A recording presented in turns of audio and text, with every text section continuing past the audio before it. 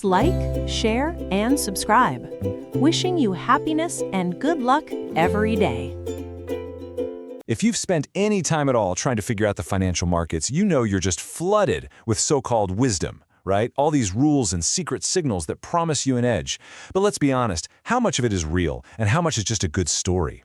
Well, that's what we're going to do right here. We're going to put some of Wall Street's biggest myths to the test using the hard, data-driven analysis from Keith Fitchen's book, Building Reliable Trading Systems, to finally separate the facts from the fiction.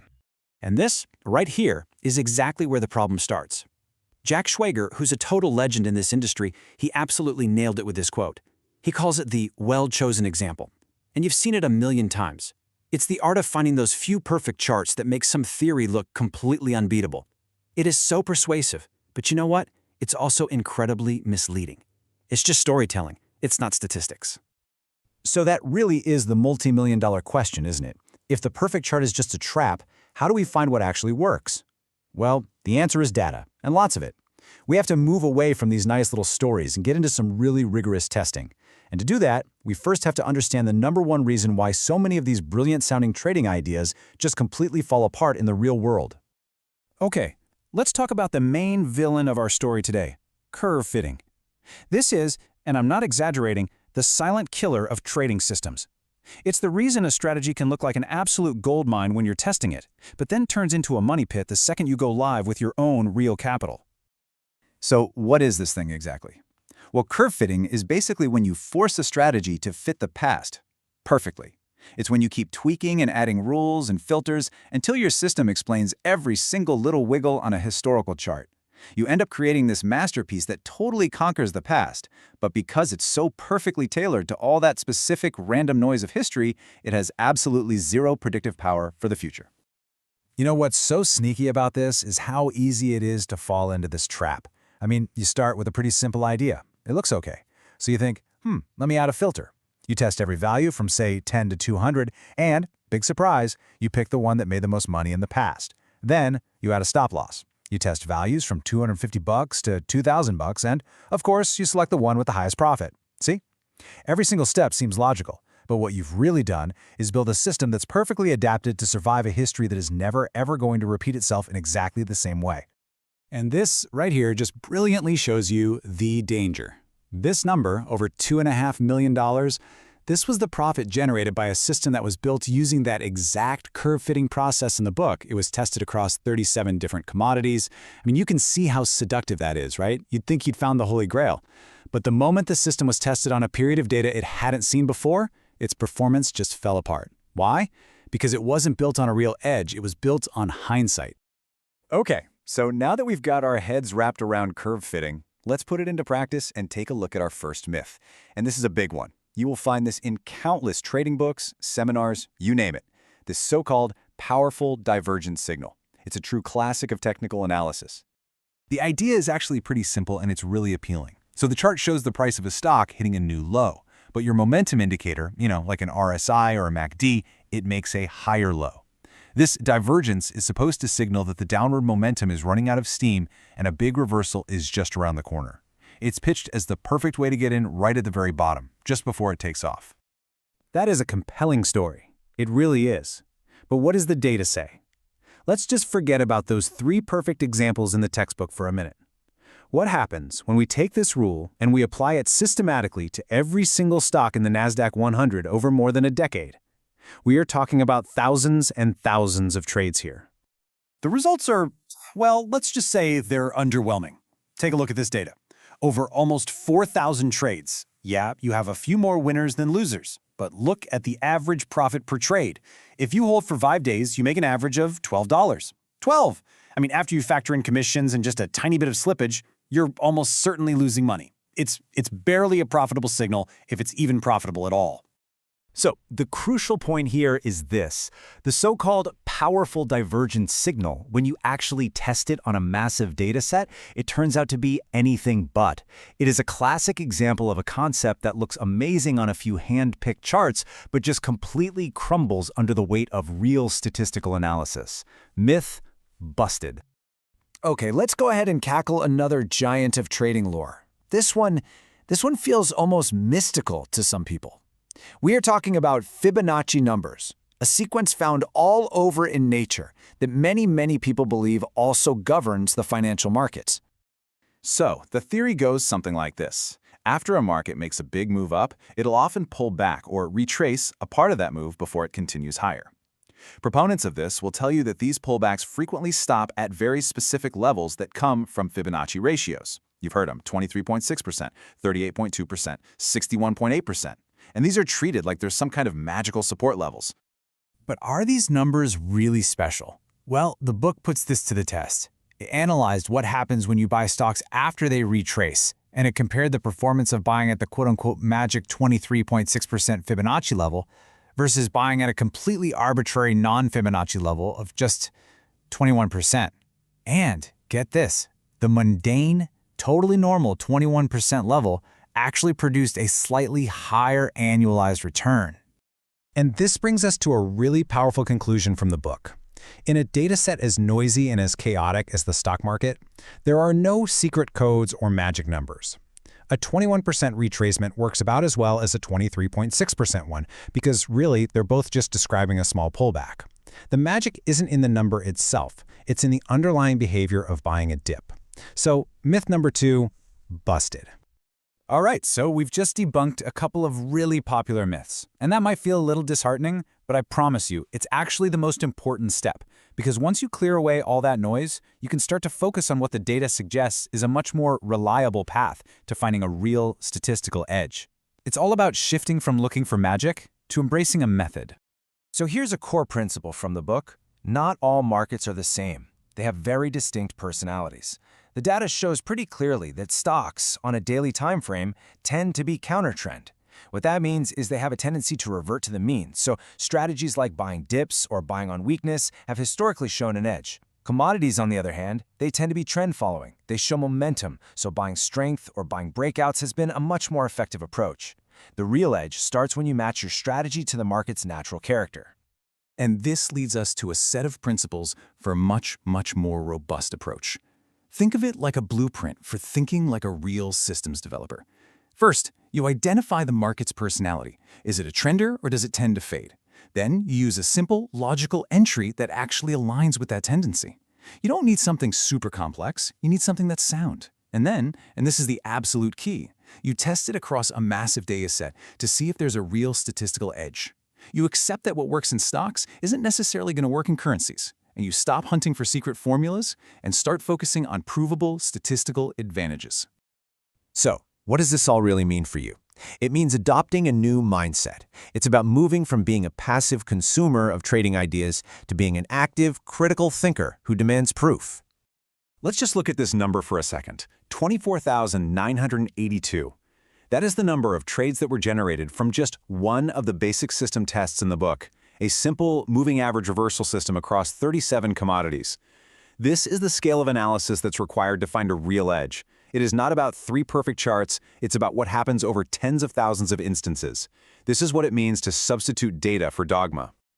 So, let's just boil this all down to the crucial takeaways from our explainer. First, be deeply skeptical of the well-chosen example. It is designed to persuade you, not to prove anything. Second, understand that curve fitting is your biggest enemy. Optimizing for the past is a recipe for future failure.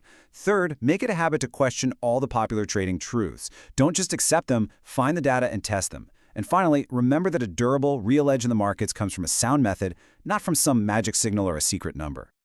And that really leaves us with one final thought.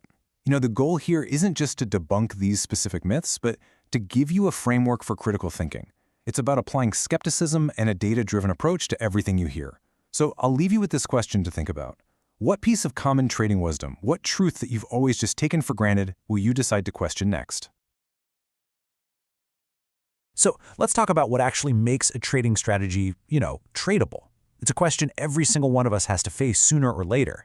And I'm not talking about the get-rich-quick fantasies you see online. Today, we're cutting through all that noise. We're going to look at the hard data, the cold numbers, and the psychological reality of what it really takes to make it in the markets. Be honest with yourself for a second. Have you ever gone down that rabbit hole looking for the perfect system? The one that just never fails? No losing trades, no gut-wrenching drawdowns, just a pure, simple money-printing machine? Of course you have. It's the ultimate dream, right? But what we're about to see is that chasing that perfect dream, well, it might just be the biggest thing holding you back from real, sustainable success.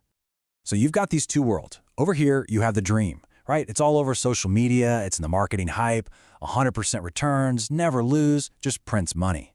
And then, over here, you have reality. And honestly, the reality is way more interesting and a heck of a lot more useful.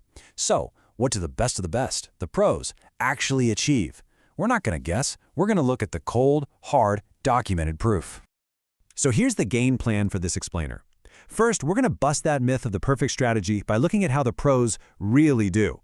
Then, we'll boil that down into 4 hard truths of trading you just can't ignore. After that, we get practical.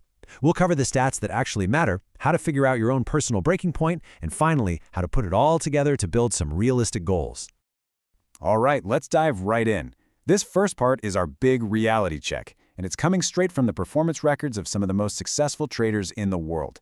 This isn't about opinions, it's just about the numbers. So where's this data coming from? A really solid source, Barclays. We are looking at the top 20 performing commodity trading advisors. These are the big money pros, out of a pool of almost 300 of them. And this isn't just one lucky year. This is their performance over a full 5-year stretch. This is a long-term look at the absolute elite. Okay, and here's the data itself. Just take a look at those columns. You've got the firm, their 5-year compounded annual return, and then right next to it, the number that tells the real story, their largest drawdown. We're going to focus in on the averages in a second, but just scanning this table, you can already see it, can't you? Even for the absolute best in the business, the road to profit is never, ever a straight line. So, after all that, what was the average annual return for these top 20 funds over 5 full years? It comes out to just under 28%. Now, don't get me wrong, that is a fantastic return. It crushes the general market. But look what it's not. It's not 100%. It's not 200% a year. It's a realistic, professional grade, and yes, exceptional return. Now for the other side of that coin, the price of admission. To get that nearly 28% a year, these same top-tier funds had to live through an average maximum drawdown of over 24%. Just let that sink in for a minute. At some point during those 5 years, on average, they had to sit there and watch their account value drop by almost a quarter from its highest point. Now this visual just says it all. Look at how close those two bars are. The average annual gain is only about 3.5% higher than the average maximum pain they had to go through. This picture just perfectly illustrates a core truth of this business. Return and risk are practically joined at the hip. If you want big returns, you better be prepared to weather some serious drawdowns. And you think the pros make money every single year, right? Well, think again. A huge 85%, that's 17 out of these 20 elite funds, had at least one full 12-month period where they either lost money or made no new money at all. This just blows up that whole myth of constant, steady gains. Even the very best have to tough it out through long stretches of going absolutely nowhere. And here's another stunner when it comes to consistency, or I should say, the lack of it. The returns are incredibly lumpy. On average, one single incredible breakout year was responsible for more than half of their entire 5-year gain. I mean, just think about that. You could go years treading water or even taking losses, just waiting for that one massive home run that makes the whole thing worthwhile. One great year can literally carry your performance for a very long time. So after looking at all that professional data, what's the real lesson here? What does it actually teach us? Well, let's boil it all down into 4 hard truths that every single trader just has to accept. Here they are, plain and simple. First, you are not going to make 100% every year. Forget it. Second, high returns and high drawdowns, they're a package deal. You cannot get one without the other. Third, if you're lucky enough to have a massive home run year, that's great, but you have to understand those gains might be what you have to live on for a long time to come. And fourth, you have to be mentally ready to go for long periods, maybe a year or more, without seeing your account hit a new high.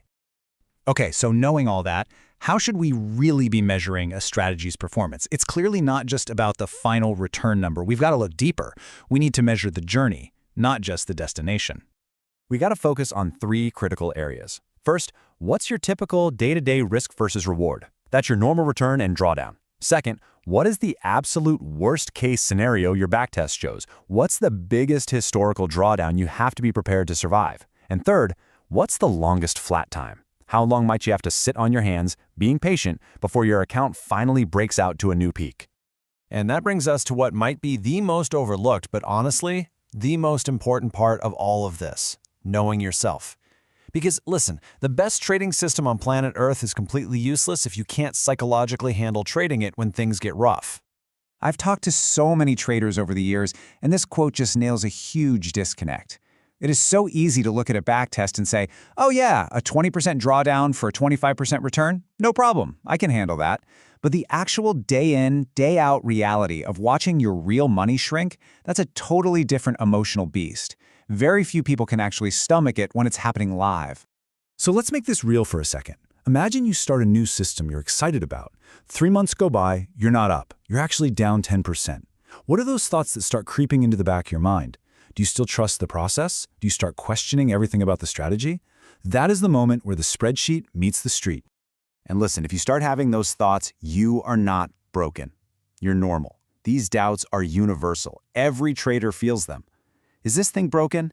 Was it just some lucky backtest? Has the market changed forever and now my edge is gone? These questions are a predictable and frankly unavoidable part of trading through a drawdown. So this brings us to the single most important rule here. This is the key takeaway. You have to set your maximum drawdown limit based on the pain level you know, deep in your gut, you can actually trade through, not as a function of the big, shiny return number you're hoping for. Survival always comes first. You have to get through the bad times to ever see the good times. Okay, final section. Let's put this all together into something you can actually use. Knowing what we now know about the pros, and maybe more importantly about ourselves, how do we build a set of goals that defines a system that is truly tradable for you?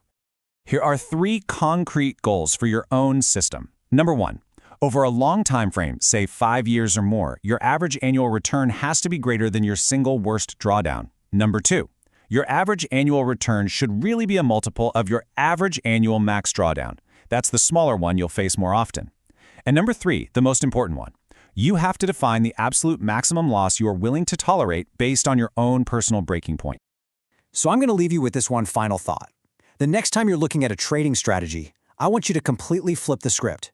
Don't start by asking, how much can this make? Instead, I want you to ask yourself this first. What is the pain this system is going to put me through, and can I honestly endure it to get to the other side? Answering that question with brutal honesty, that's the real first step to finding a strategy you can stick with for the long haul. All right, let's get right into it.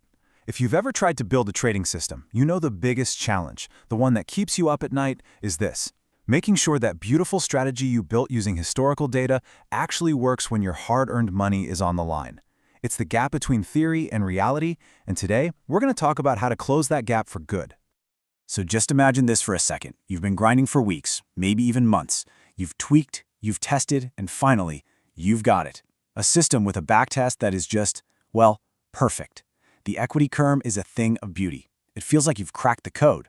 But here's the question we have to ask ourselves. Is that perfection the real deal, or is it just a statistical mirage, a trap that's about to snap shut the second you go live? Well, more often than you'd think, the reason for that trap is this one concept right here: curve fitting. This is, without a doubt, the #1 killer of promising trading systems. It's the main reason a strategy that looks like a world beater on paper completely falls on its face in the real world. It's a sneaky but absolutely devastating mistake.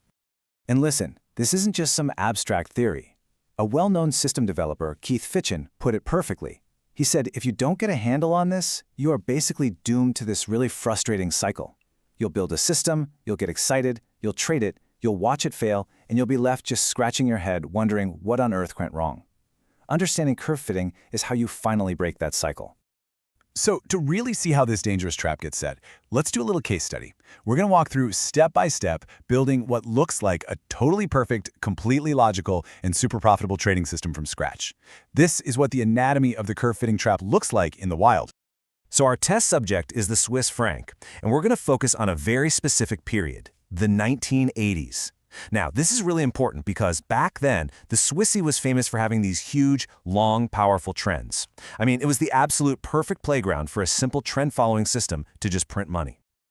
Okay, step 1. We start with a super simple rule, a moving average reversal. Basically, we buy when the average price turns up and we sell when it turns down. Easy enough.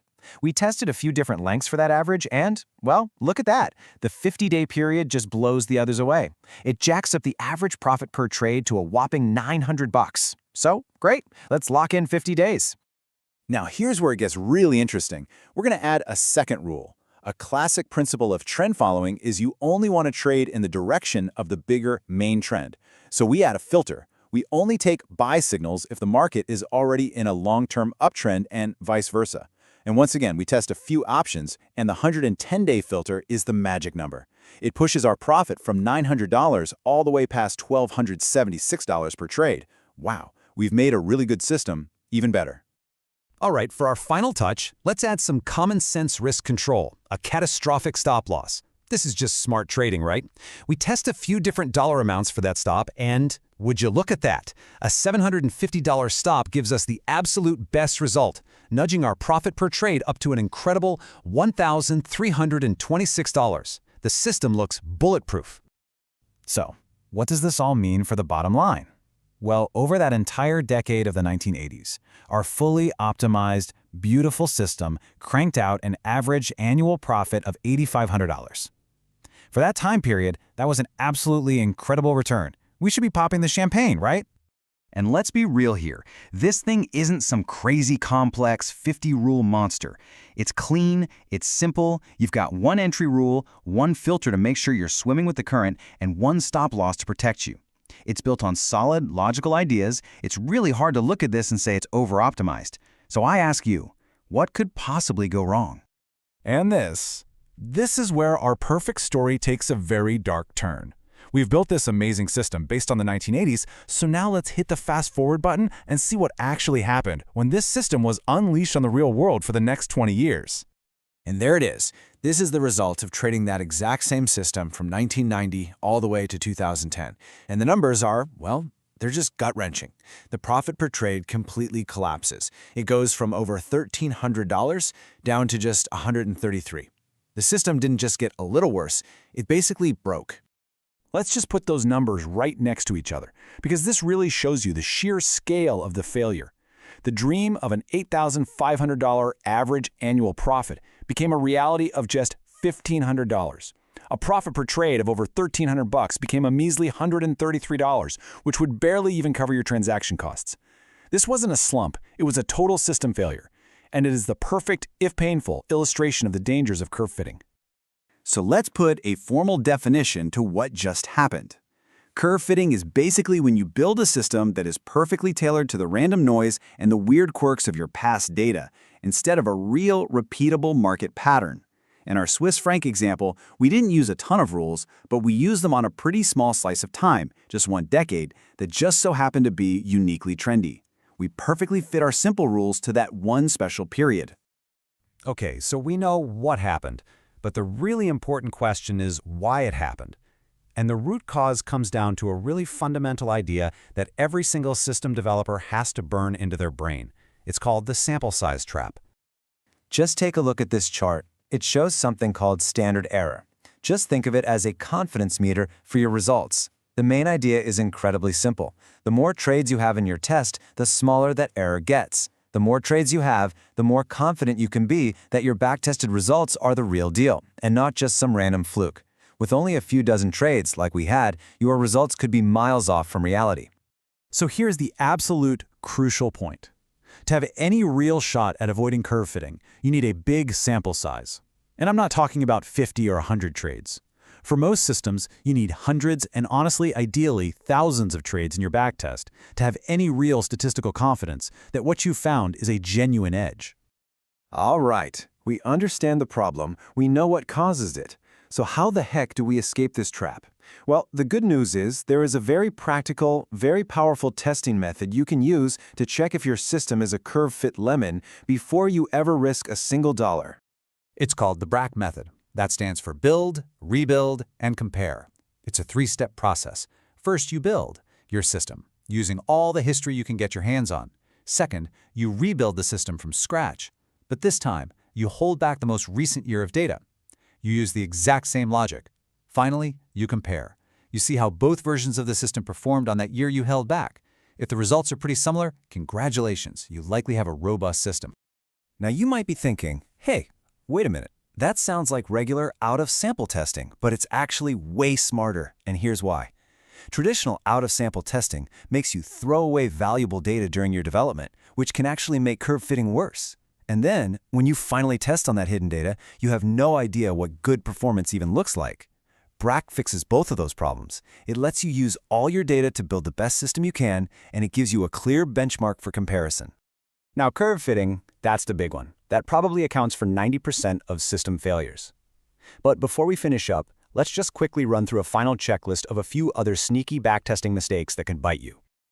You gotta be super careful with your assumptions. Does your testing software assume you can magically get filled at any price inside a bar? Real markets can gap right over your entry. What happens when both a buy stop and a sell stop get hit on the same day? Are you being realistic about slippage and commissions? And here's a big one, limit order mania, where you assume every single one of your limit orders gets filled. Trust me, in the real world, the market often runs away from your best trades. So let's bring it all home. Here's the bottom line. You have to be aware of all these little pitfalls, but your number one defense against the biggest, most expensive mistake is a rock-solid testing process. The absolute safest way to be sure your system isn't just a fantasy built on past noise is to run it through a BRAC test before you even think about trading it. And that really just leaves us with one final question that I want you to ask yourself about your own trading systems. After seeing all this, is your strategy truly robust? Has it captured a real, repeatable edge in the markets? Or is it just a beautiful, perfectly useless map of where the market has already been? The answer to that question makes all the difference in the world. All right, let's get right into it. You know, there's this idea that floats around in the trading world, this belief that if you've got a killer strategy, a real winner, it should work pretty much anywhere. You should be able to take it from stocks to currencies to commodities and just print money. But what if that's just not true? What if that's actually a huge myth? What if every single market has its own unique personality? I mean, think about it. Should you really trade a tech stock the same way you trade the euro versus the dollar? That's the big question we're going to dig into today, and we're going to use some really fantastic data from our source material to do it. The answer, I think, is going to surprise you, and it might just fundamentally change how you approach building your own trading systems. So yeah, we're putting that common myth to the test. We're going to explore this idea that different markets, and even different time frames, have their own path of least resistance, and that finding that path, that specific tendency, is the real secret sauce, not just trying to force one strategy to fit everything. So here's our game plan. First, we'll look at the simple method used to test the markets. Then we'll dive into some pretty shocking results on the daily time frame. After that, brace yourself for a major plot twist when we look at intraday data. We'll explore why the markets behave so differently, and then we'll wrap it all up with what it means for you. Okay, so how do we actually figure out what a market wants to do? How do we find this so-called path of least resistance? Well, turns out you don't need some supercomputer. The process laid out in our source is actually beautifully simple. It's really just a simple three-way race. First, you've got your baseline. Just buy and hold for a month and see what happens. That's our control group. Next, we test the classic trend-following approach. We buy what's already doing well, what's strong. And finally, we test the opposite, a counter-trend strategy. We buy what's getting beaten up, what's weak. Whichever one of these comes out on top, well, that tells us the market's personality. All right, enough theory. Let's get to the good stuff, the data. We're starting with a huge data set, over 1,700 stocks looking at daily bars for a 12-year stretch. So the question is, what do you think happened? Which strategy won? Okay, now look at this. This is where it gets really interesting. The trend-following strategy, buying strong stocks, it returned a measly 0.16% per trade. I mean, that's not just bad, that's an absolute disaster. But then, look at the counter-trend strategy. Buying the weak stocks returned 1.56%. That's more than double what you'd get from just buying and holding. The data is practically yelling at us here. And this chart just says it all, doesn't it? Just look at the size of that counter-trend bar compared to the others. It's not even close. For stocks, on a daily chart, the path of least resistance is not to chase momentum. It's the exact opposite.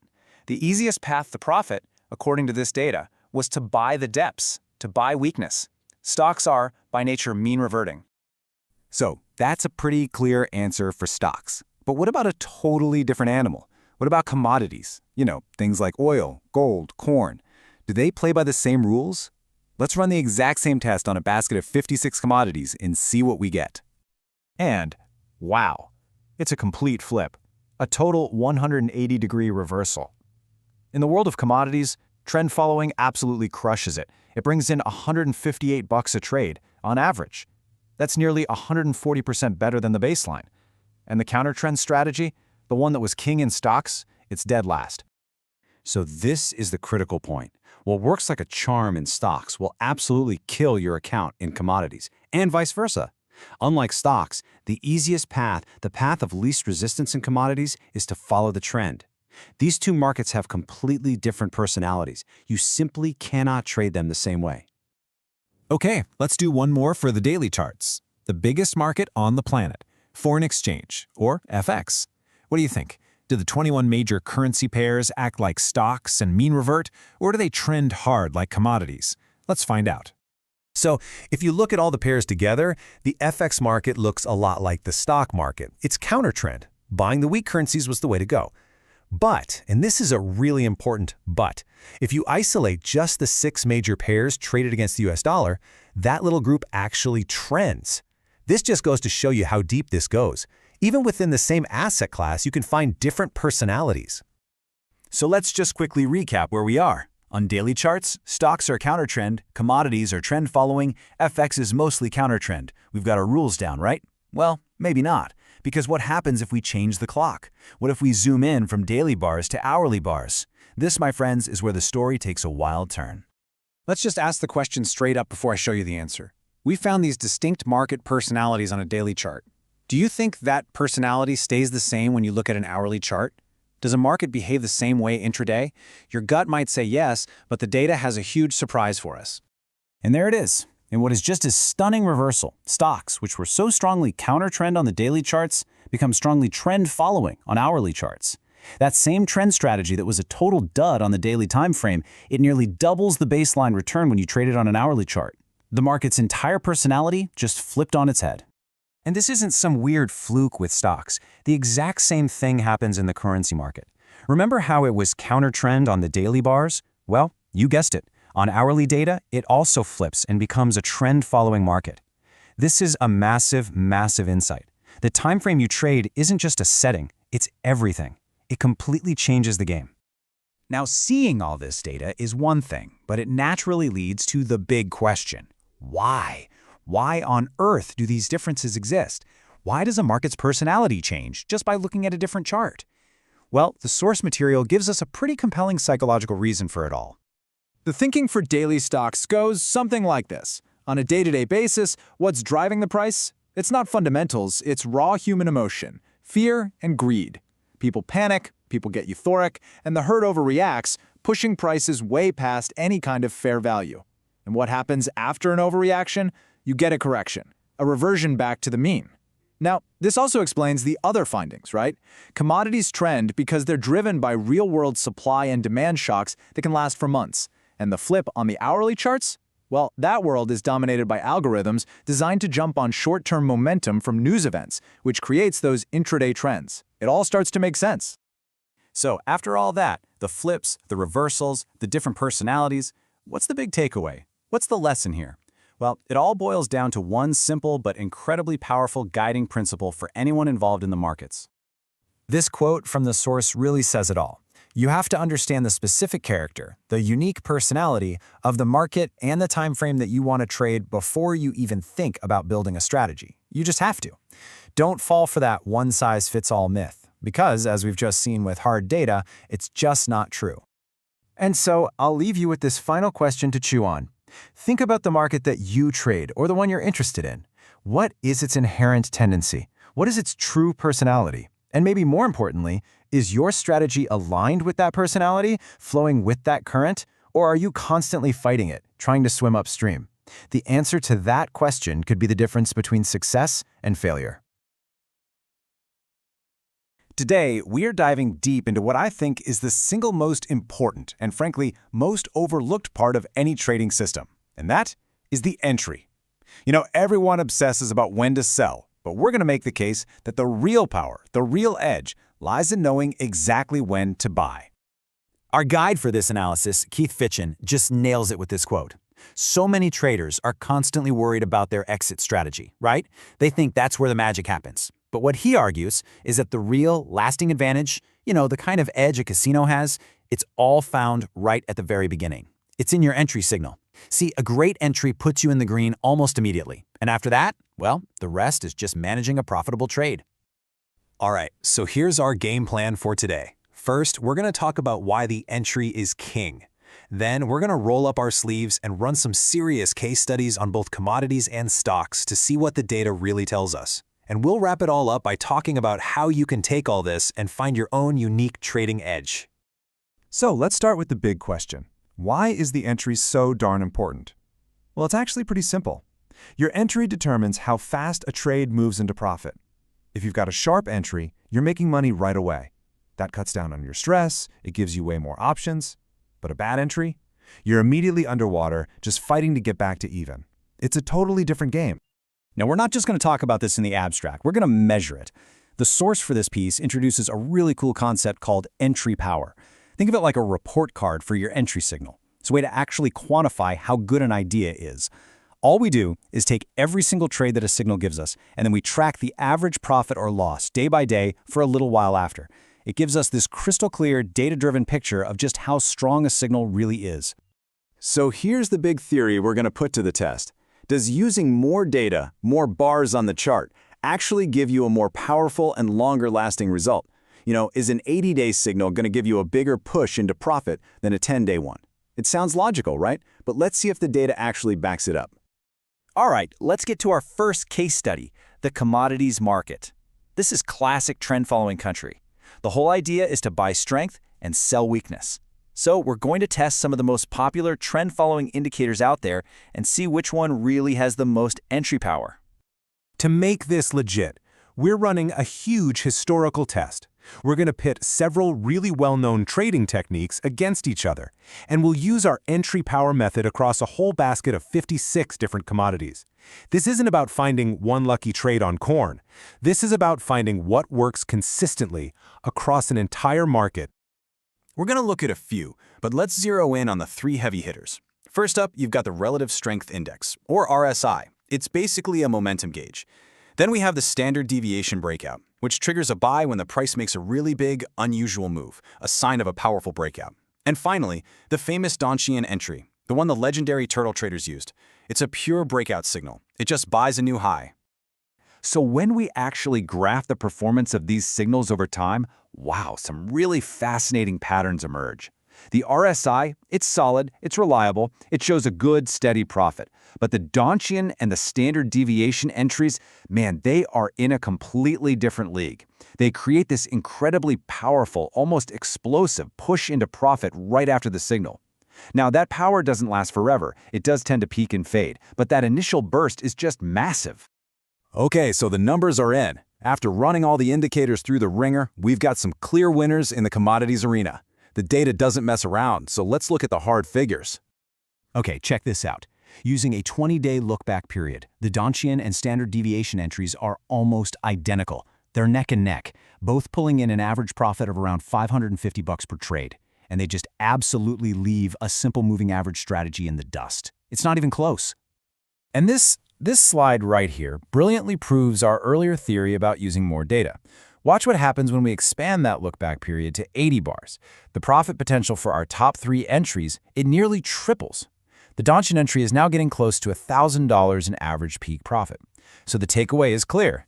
For trend following in commodities, Donchian, standard deviation, and a now much improved RSI, they are truly in a class all by themselves. So we have our commodity champions. It seems pretty straightforward, right? Buy strength, use one of these 3 indicators. But what happens when we switch gears and try to apply these same ideas to stocks? Well, this is where the story takes a big turn. It turns out stocks play by a completely different rulebook. And this is the major plot twist. For stocks, at least on daily charts, the data shows we have to flip our entire logic upside down. Instead of buying strength, like we did in commodities, we actually need to buy weakness. The best approach here is counter-trend. So for this next round of tests, we're going to take our indicators and see what happens when we use them to buy dips. And we're only going to look at long trades. All right, let's see how our indicators hold up with this brand new counter-trend strategy. And this test is even bigger than the last one.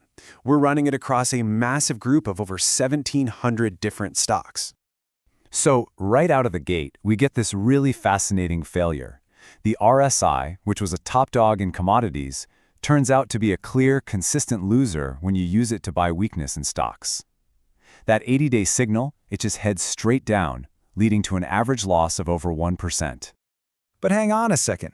A consistent loser is incredibly valuable. Think about it. If a strategy consistently loses money, that means doing the exact opposite is probably a consistent winner.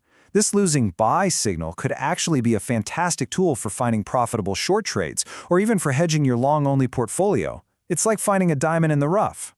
But one of our indicators did manage to rise to the top again, even after we flipped the logic completely on its head. The Donchian entry. When we adapt it to buy weakness, so buying when the price closes below the low of the last N days, it proved to be the most promising signal by a really wide margin. And the numbers, they're really compelling. The 80-day Donchian signal gives you this powerful quick pop into profit. Get this, just 3 days after the entry signal, the average return annualizes out to a whopping 23.3%. That is a clear, powerful, quantifiable edge.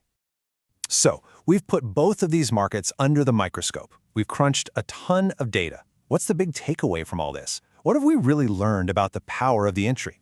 Let's try and tie it all together. Okay, here's the bottom line. It's the cheat sheet. For classic trend following in the world of commodities, you've got 3 titans: Donchian, standard deviation, and RSI. They all give you a powerful, measurable edge. But for counter-trend trading in stocks, for buying the dip, the Donchian entry really stands alone as the most effective of the bunch we tested. And this brings us to what I think is the most important idea in this whole thing. The source points out that, yeah, these popular entries clearly work, but because they're so popular, they attract a flood of other traders, which can eat into your profits.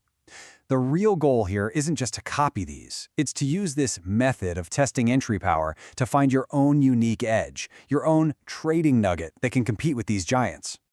And that is the ultimate challenge that this analysis leaves us with. The Donchian and standard deviation entries, they're the benchmarks. They're the titans on the hill that you have to beat. This analysis gives you an amazing starting point and a solid method for testing your own ideas. So the real question is, what trading nugget can you uncover? The quest begins now. All right, let's talk about this single hardest part of trading. It's not finding a good trade, it's knowing when to get out. You know, it sounds so easy, but a bad exit can turn a winning idea into a loser, just like that. Today, we're diving into the art of the exit, because that's where the real money is made or lost. So, the material we're looking at today starts with this exact question. And of course, we all have the same dream, right? To sell at the absolute tippy top of a move. In a perfect world, that's the answer. But you and I know the real market isn't a perfect world. That perfect moment is, well, it's a ghost. I mean, yeah, the perfect time to sell is at the peak. The only problem is you only know where the peak was after it's long gone. Trying to nail it in real time, it's a total pipe dream. And that's why the pros don't rely on luck or a crystal ball. They use a specific toolkit of rules to take all the emotion and guesswork out of it. And here are the 4 big tools in that kit. You've got your reversal signal, which is just what tells you the trend has changed. The stop loss, that's your emergency brake, your get me out of here point.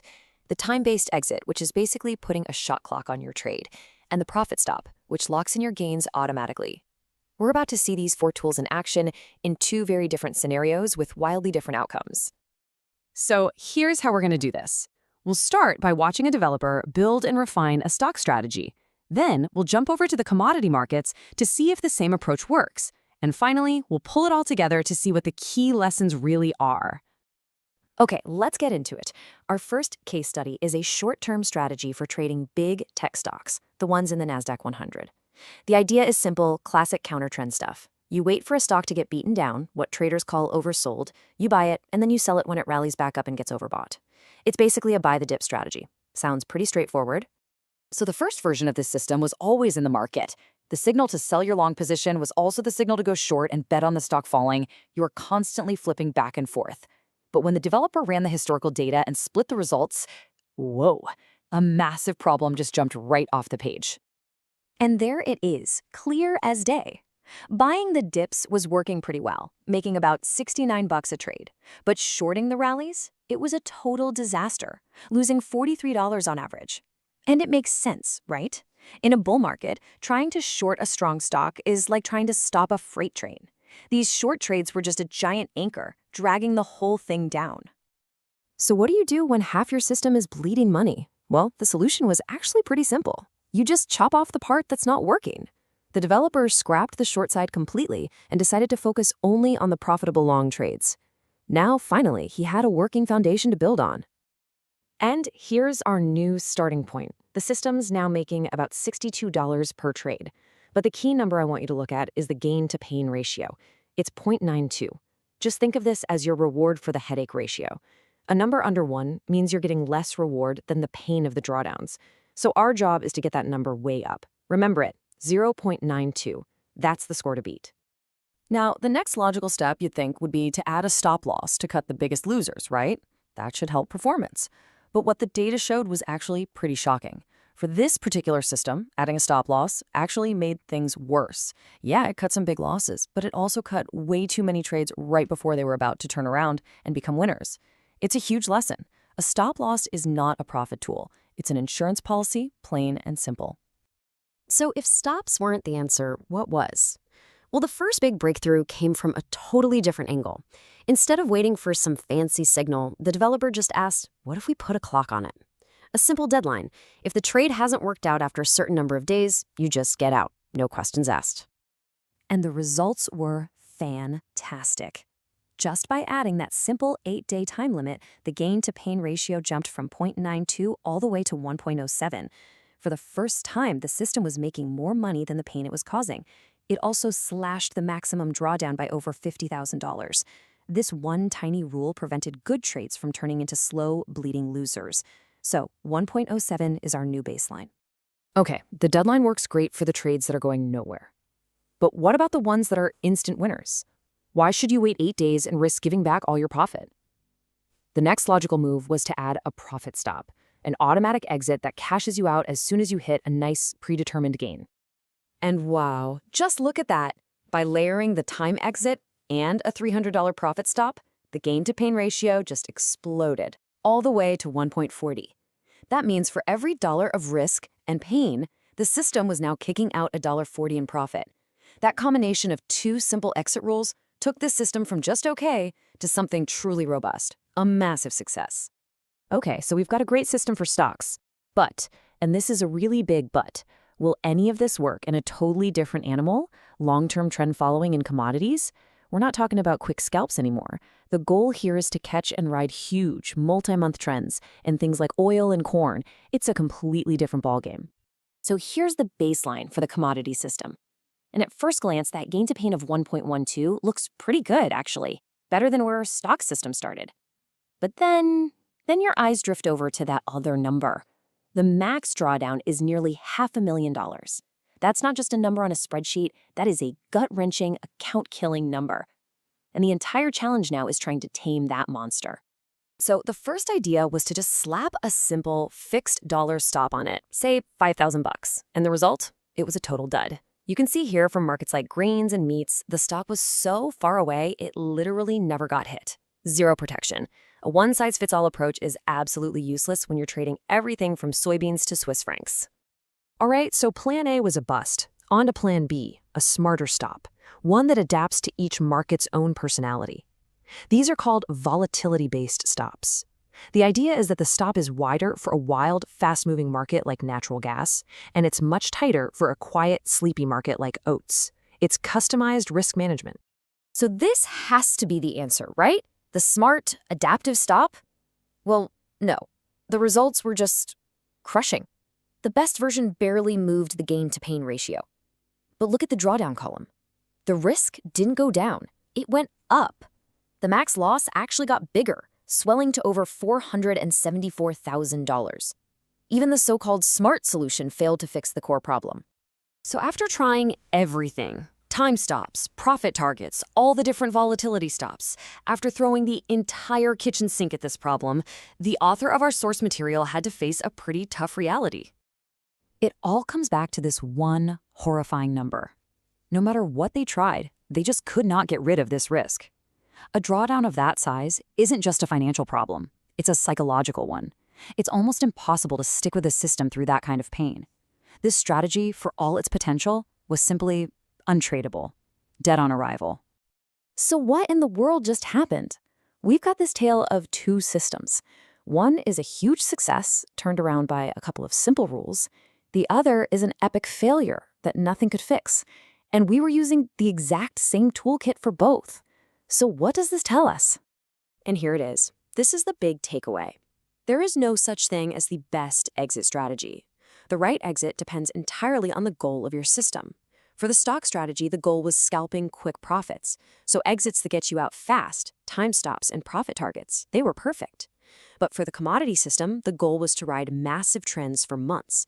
Using those same quick exits would have been a total disaster.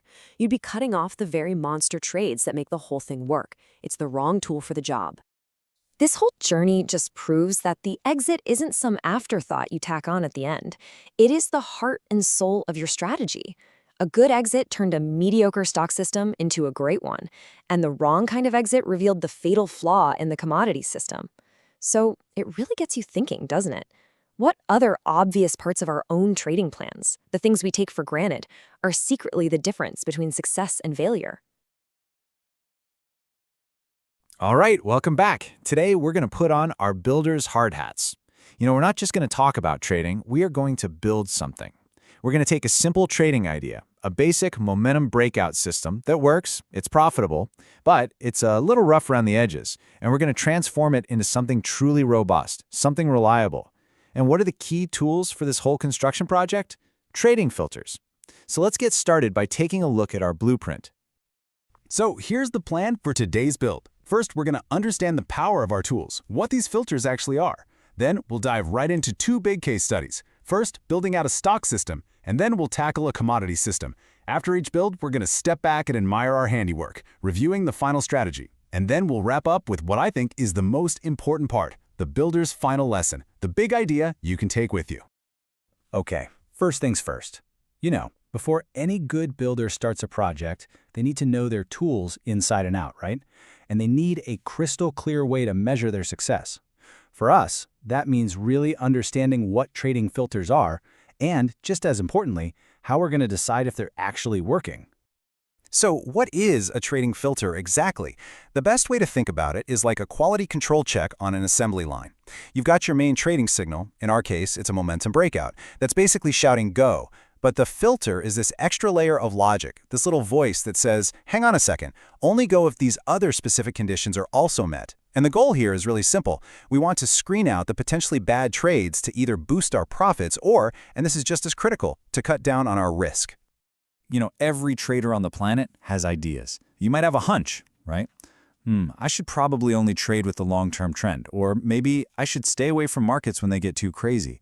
But those are just concepts, they're feelings. The real trick, the true builder's challenge, is how do you turn that good idea into a reliable, tested, bulletproof system? How do we know, for sure, if a filter is actually helping us out? This is how. We need a North Star. We need one single metric to guide every single decision we make on this build. And for us, that's going to be the gain-to-pain ratio. It's just a beautifully simple way to measure a system's efficiency. You just take your average annual profit, that's the gain, and you divide it by your average annual maximum drawdown. Now, drawdown is just the biggest drop your account takes from a peak to a low point. Basically, it's the pain. So a higher ratio means you're getting way more reward for the risk you're taking on. This number, right here, is going to be our ultimate judge. If a filter improves this ratio, it's in. If it doesn't, it's out. Simple as that. Okay, tools are understood. Our success metric is established. Let's get to our first construction site. We're going to start with our baseline stock breakout system. And our job is to methodically, step by step, test a series of filters to see if we can improve that starting gain-to-pain ratio. let's get to work. So, our first test is a real classic, the day of the week filter. The idea here is that maybe some days are just naturally better or worse for entering trades. So let's look at the data.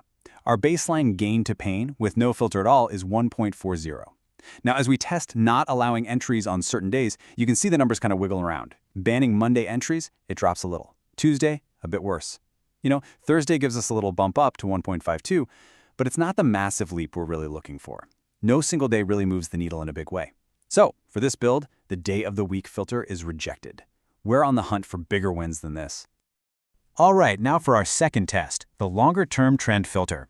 The idea is so simple and intuitive. We only take our short-term buy signals if the bigger, longer-term trend is also pointing up. We define that trend by just checking if today's price is higher than it was X days ago. Now, this is where it gets interesting. Our baseline gain to pain is still 1.40. But look what happens when we add a filter that says the price has to be higher than it was 70 days ago. The ratio jumps to 1.90. Wow, that is a huge improvement in our risk-adjusted returns. This filter is a clear winner. It's approved. And just as importantly, this 1.90 is now our new, stronger baseline for any other tests we do. Okay, for our final filter test on this stock system, we're going to tackle volatility.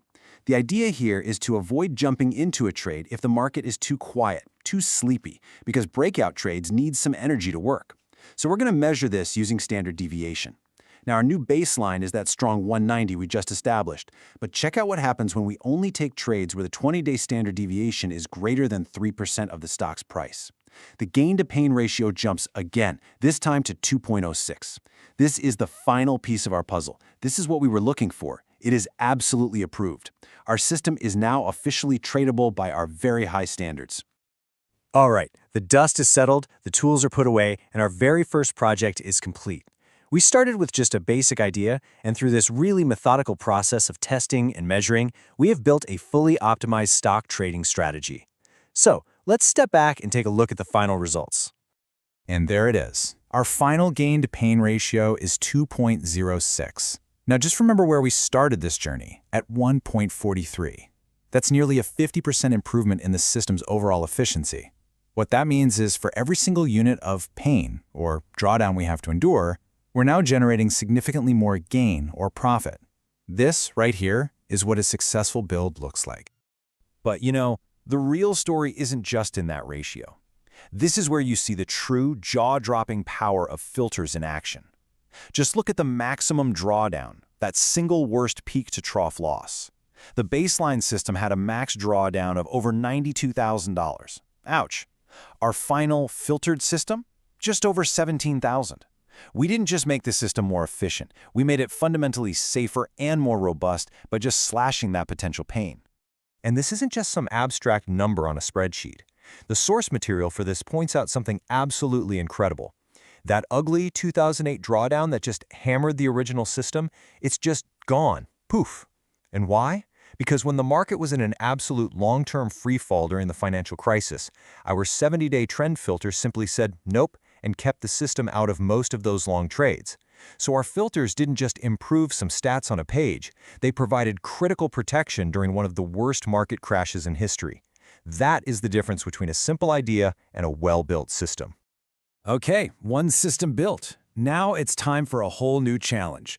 We're taking our same builder's process into the wild world of commodities.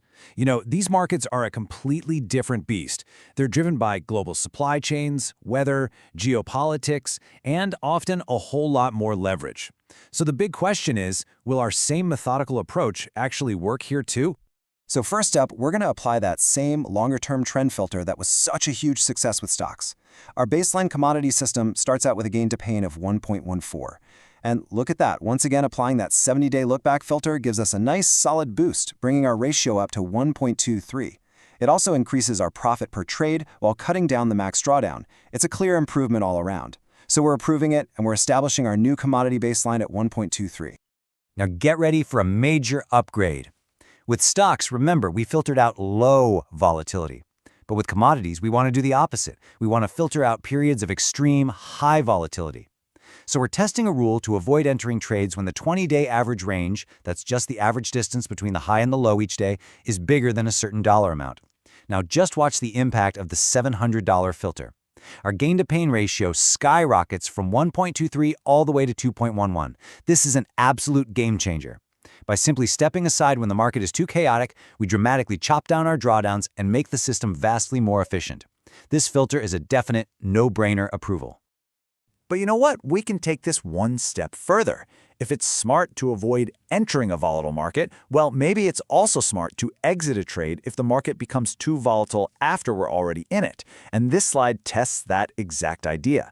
Our new baseline is that fantastic 2.11.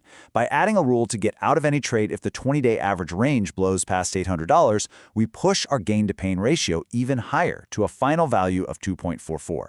This is our final beautiful refinement, a masterpiece of risk management. And there we have it. Our second build is complete. By applying the exact same methodical builder's process to a completely different, much wilder market, we've achieved another incredible transformation. It's time for the big reveal of our final commodity strategy. The final number for our commodity system is a truly impressive gain-to-pain ratio of 2.44. And remember, we started this build at just 1.14. We more than doubled the system's risk-adjusted performance. This just proves, once again, that the process, the systematic approach, is what really matters. And hey, if you thought the risk reduction in the stock system was impressive, you have got to take a look at this. The original commodity system had a terrifying, frankly horrifying, maximum drawdown of nearly $500,000.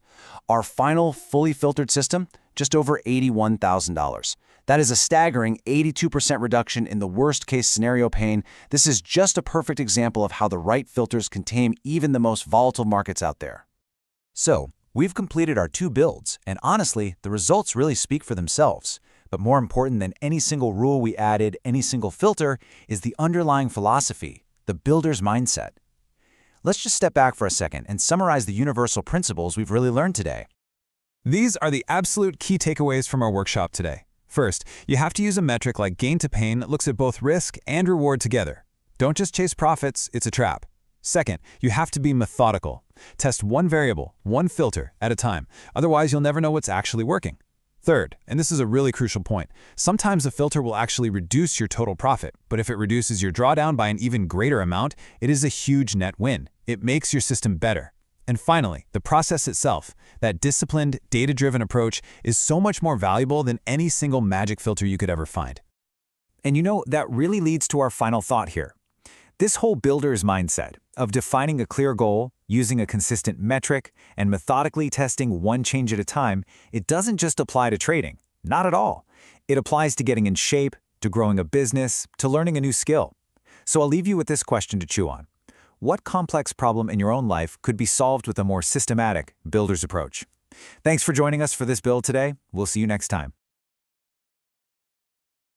So, you're building a trading system, and your number one goal, obviously, is to make as much money as possible, right? It's the whole point. But what if I told you that chasing profit, and only profit, is the single biggest mistake you can make? Well, today, we're going to tear apart something called the profit-only trap, and show you how that one simple focus can lead you to build a system that is fundamentally and dangerously broken. So let's just cut to the chase. When you're staring at lines of code, looking at backtest results, what's the one thing that can completely sabotage all of your hard work? It's not a bad entry signal. It's not even a poorly placed stop loss. Nope. It's the very metric you're using to decide if a system is good in the first place. And that brings us to what I call the profit-only trap.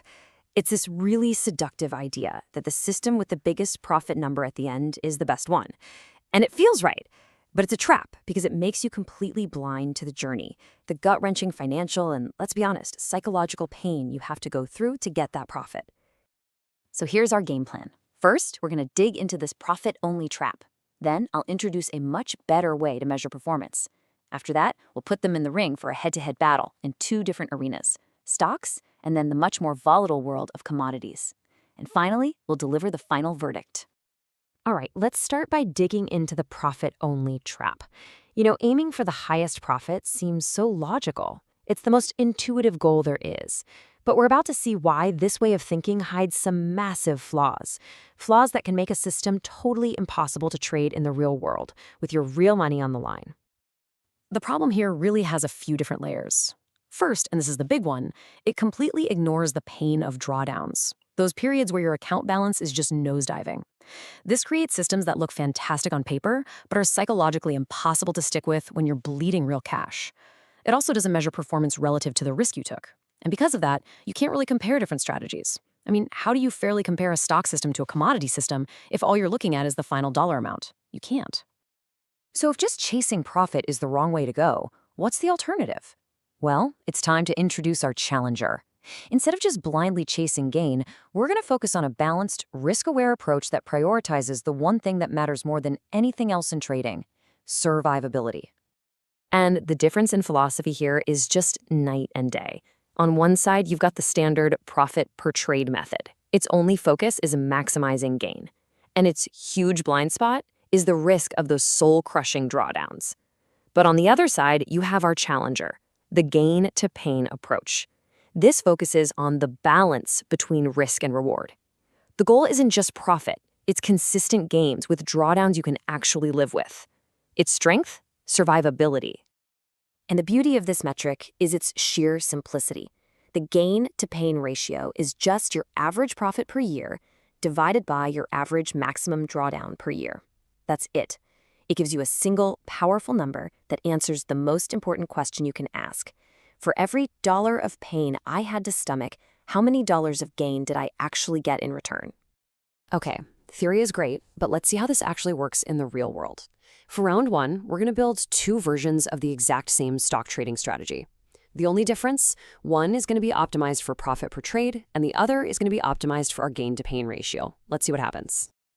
Now, when we build the stock system the old-fashioned way, focusing only on profit, the results look pretty good. I mean, it makes money over the 11-year test period, no doubt about it. But hiding just beneath the surface of that final profit number is a really significant and very painful hidden cost. And this table just lays it all out. The difference is staggering. Look at this. The system optimized for gain to pain actually produced a higher average annual profit, over 44 grand. And it did that with an average max drawdown of less than 20,000. Now look at the profit-only system. It made less money, and it forced the trader to endure a drawdown that was almost double. You heard me right. Less gain for more pain. It makes no sense. So for our first round, the verdict isn't just clear, it's a knockout. By focusing on managing risk first, the gain-to-pain approach didn't have to compromise on profit. It actually improved it, all while making the system way less volatile and stressful to trade. It's a total win-win. All right, time for round two. We are seriously raising the stakes now. We're moving from the relatively calm waters of the stock market to the absolute wild west of commodities. This is a much tougher, much more volatile environment, and it's the kind of place that will magnify every single flaw in a system's design. Let's see how our two approaches hold up under pressure. And this is where the profit-only trap gets truly dangerous. Because at first glance, the profit-focused system looks like a world beater. Over 32 years, it generated almost 50% more in total profit. That's a huge number. But the trap is set. The real question is, what did it cost to get that extra profit? And the cost? Well, the cost is terrifying. Yeah, the profit per trade system averaged about $128,000 a year in profit, but its average annual maximum drawdown was $124,000. Just think about that. On average, you had to be willing to lose almost every single dollar you made that year just to hang on. That is a brutal, absolutely unsustainable ride. Let me put an even finer point on it. When you run the numbers, the average maximum drawdown of that profit-only strategy is nearly 4 times larger than the drawdown of the gain-to-pain strategy. 4 times the financial pain, 4 times the psychological stress, all for a profit that you probably wouldn't even have the stomach to stick around for. So this brings us to the final verdict, and really the single most important lesson here. A system's potential profit is just a number on a spreadsheet. It's theory. But the drawdown is the cold, hard, emotional reality that you have to live through with your own money at risk. Let's make this brutally real. Take a look at this number. This was the single largest drawdown someone trading the profit-only commodity system would have experienced. Negative $454,000. Nearly $500,000 gone from your account. Now ask yourself honestly, could you stick with that system hoping it would turn around? For almost anyone, the answer is a hard no. Now, look at this. This was the worst-case scenario for the gain-to-pain system. The biggest drawdown was under $73,000. Now, that's not fun, but it is more than 6 times smaller. This is the difference between a painful but survivable hit and a catastrophic account-destroying event. Which of these two realities could you actually live with? At the end of the day, the conclusion is just undeniable. A risk-aware approach wins. It ensures your survivability. It keeps you in the game to fight another day.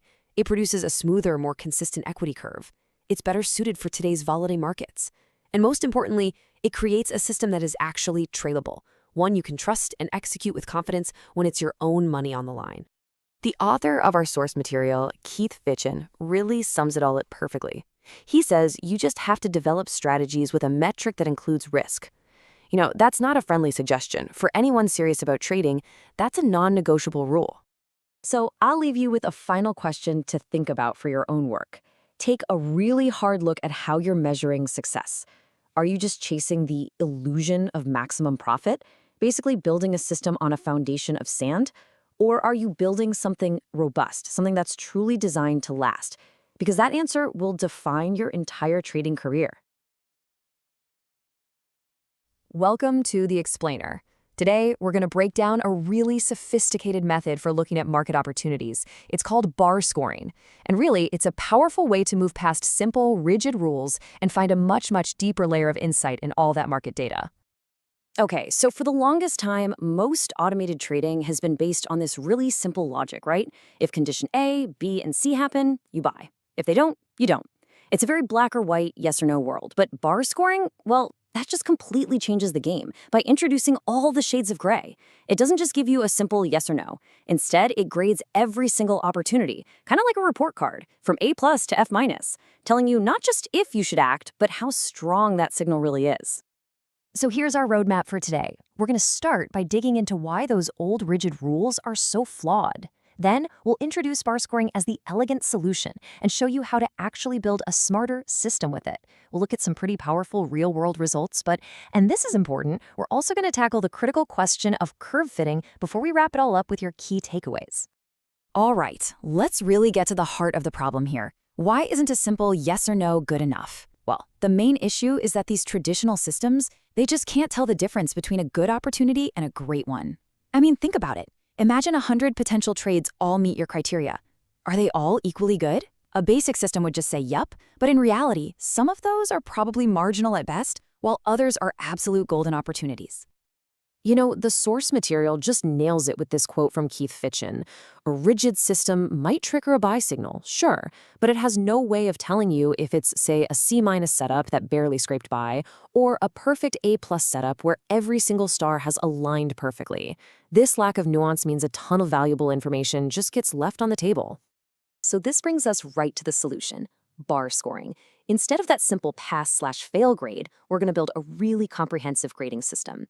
The whole idea is to evaluate every single trading day, what we call a bar, for every single thing we're watching.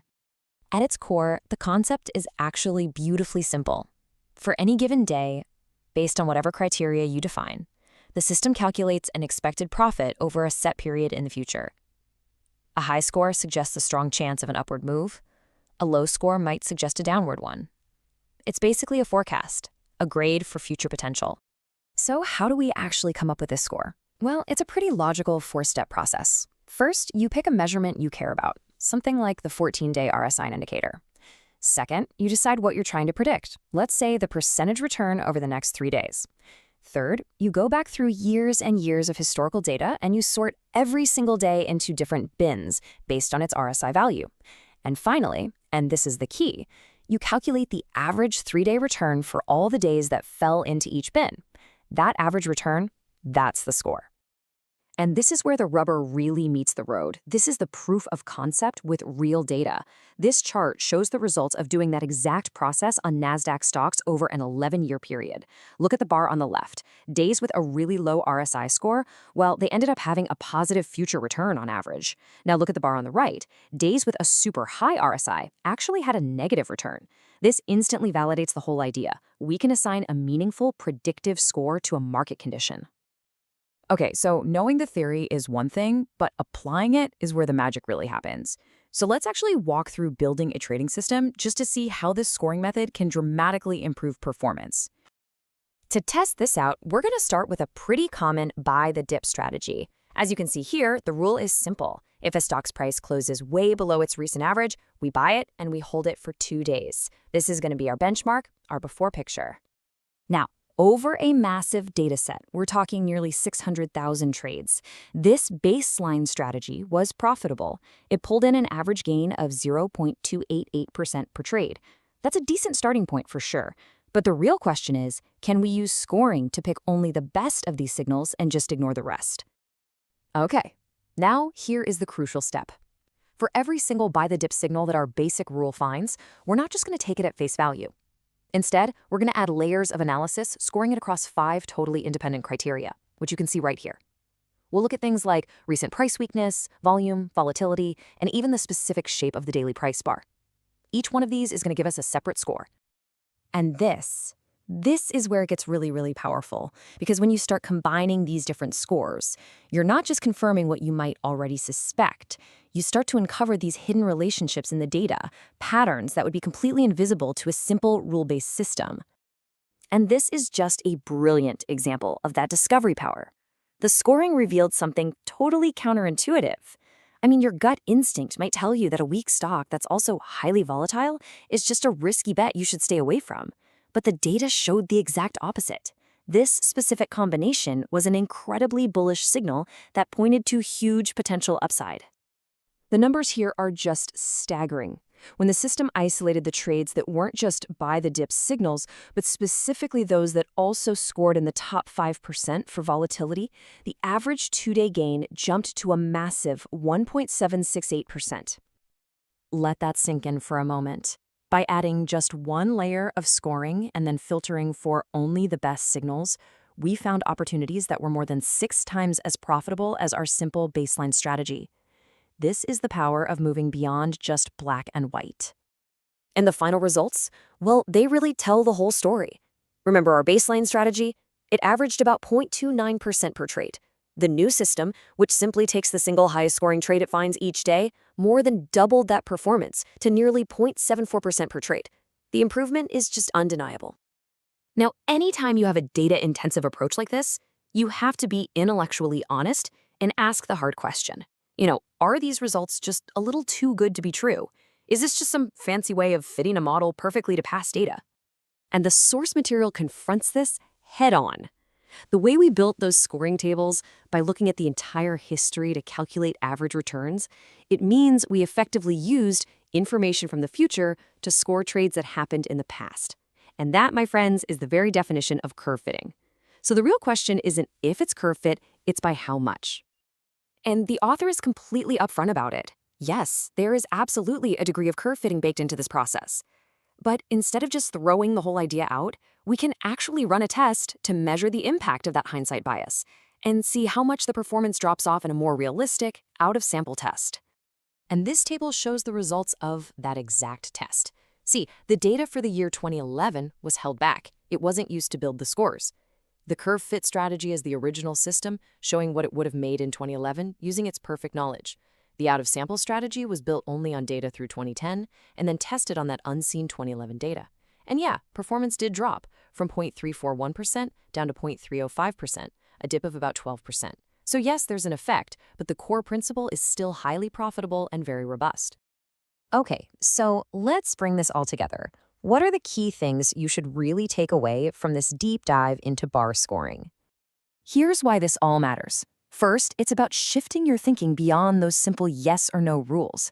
Second, it gives you a powerful tool to objectively quantify and rank every single opportunity, which lets you focus on the true A-plus setups.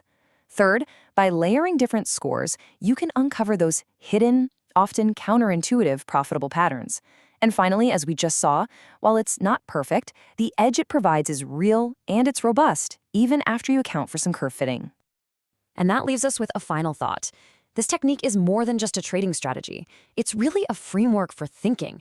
It doesn't matter if you're in marketing or sports analytics or even scientific research.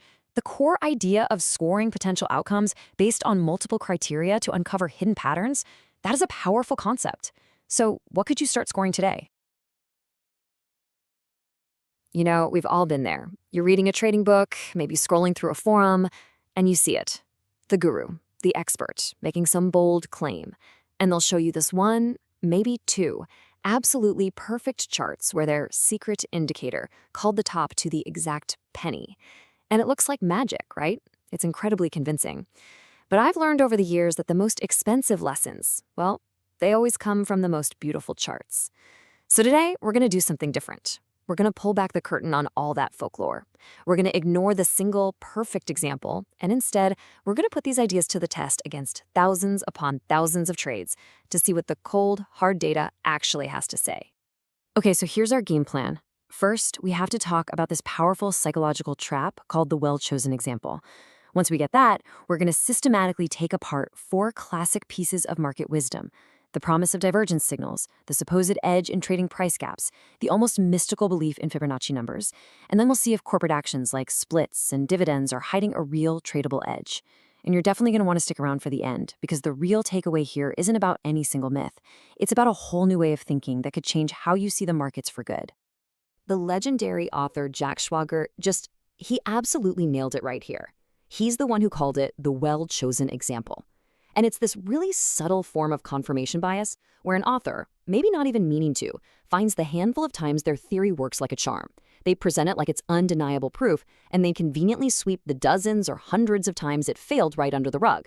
It feels like solid analysis, but you know what it really is? It's just good marketing.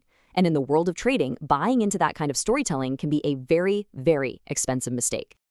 And right there, that is the big question for our entire explainer today. We are making a deliberate shift from the world of anecdote to the world of real analysis. We're leaving that one perfect chart behind, and instead we're looking at robust, systematic tests across decades of data, covering thousands and thousands of trades in totally different markets like stocks and commodities. This is where the truth lives, not in the exceptions, but in the averages. So first up is one of the heavyweights of technical analysis, the divergent signal. For so many traders, this is the holy grail. It promises to be this crystal ball, helping you spot the precise moment a powerful trend is about to run out of steam. The appeal is obvious. I mean, who wouldn't want to get in right at the absolute top or bottom of a major move? The profit potential feels limitless. So it's really no wonder this idea is so deeply, deeply entrenched in trading culture. So what exactly is a divergence? Let me paint a picture for you. Imagine a stock is just rocketing upwards, making new high after new high. That's what you see on the price chart.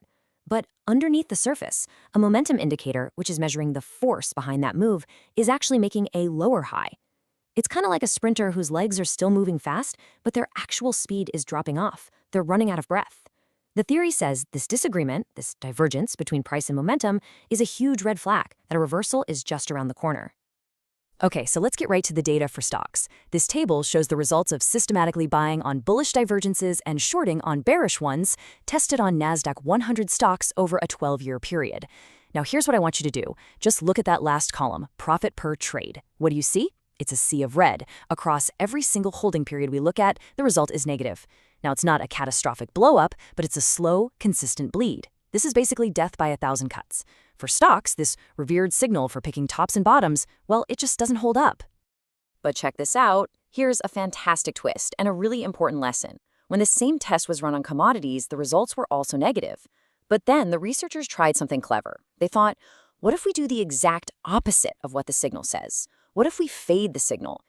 Buying into strength when the divergence says sell and selling into weakness when it says buy. Well, the results are right there on your screen.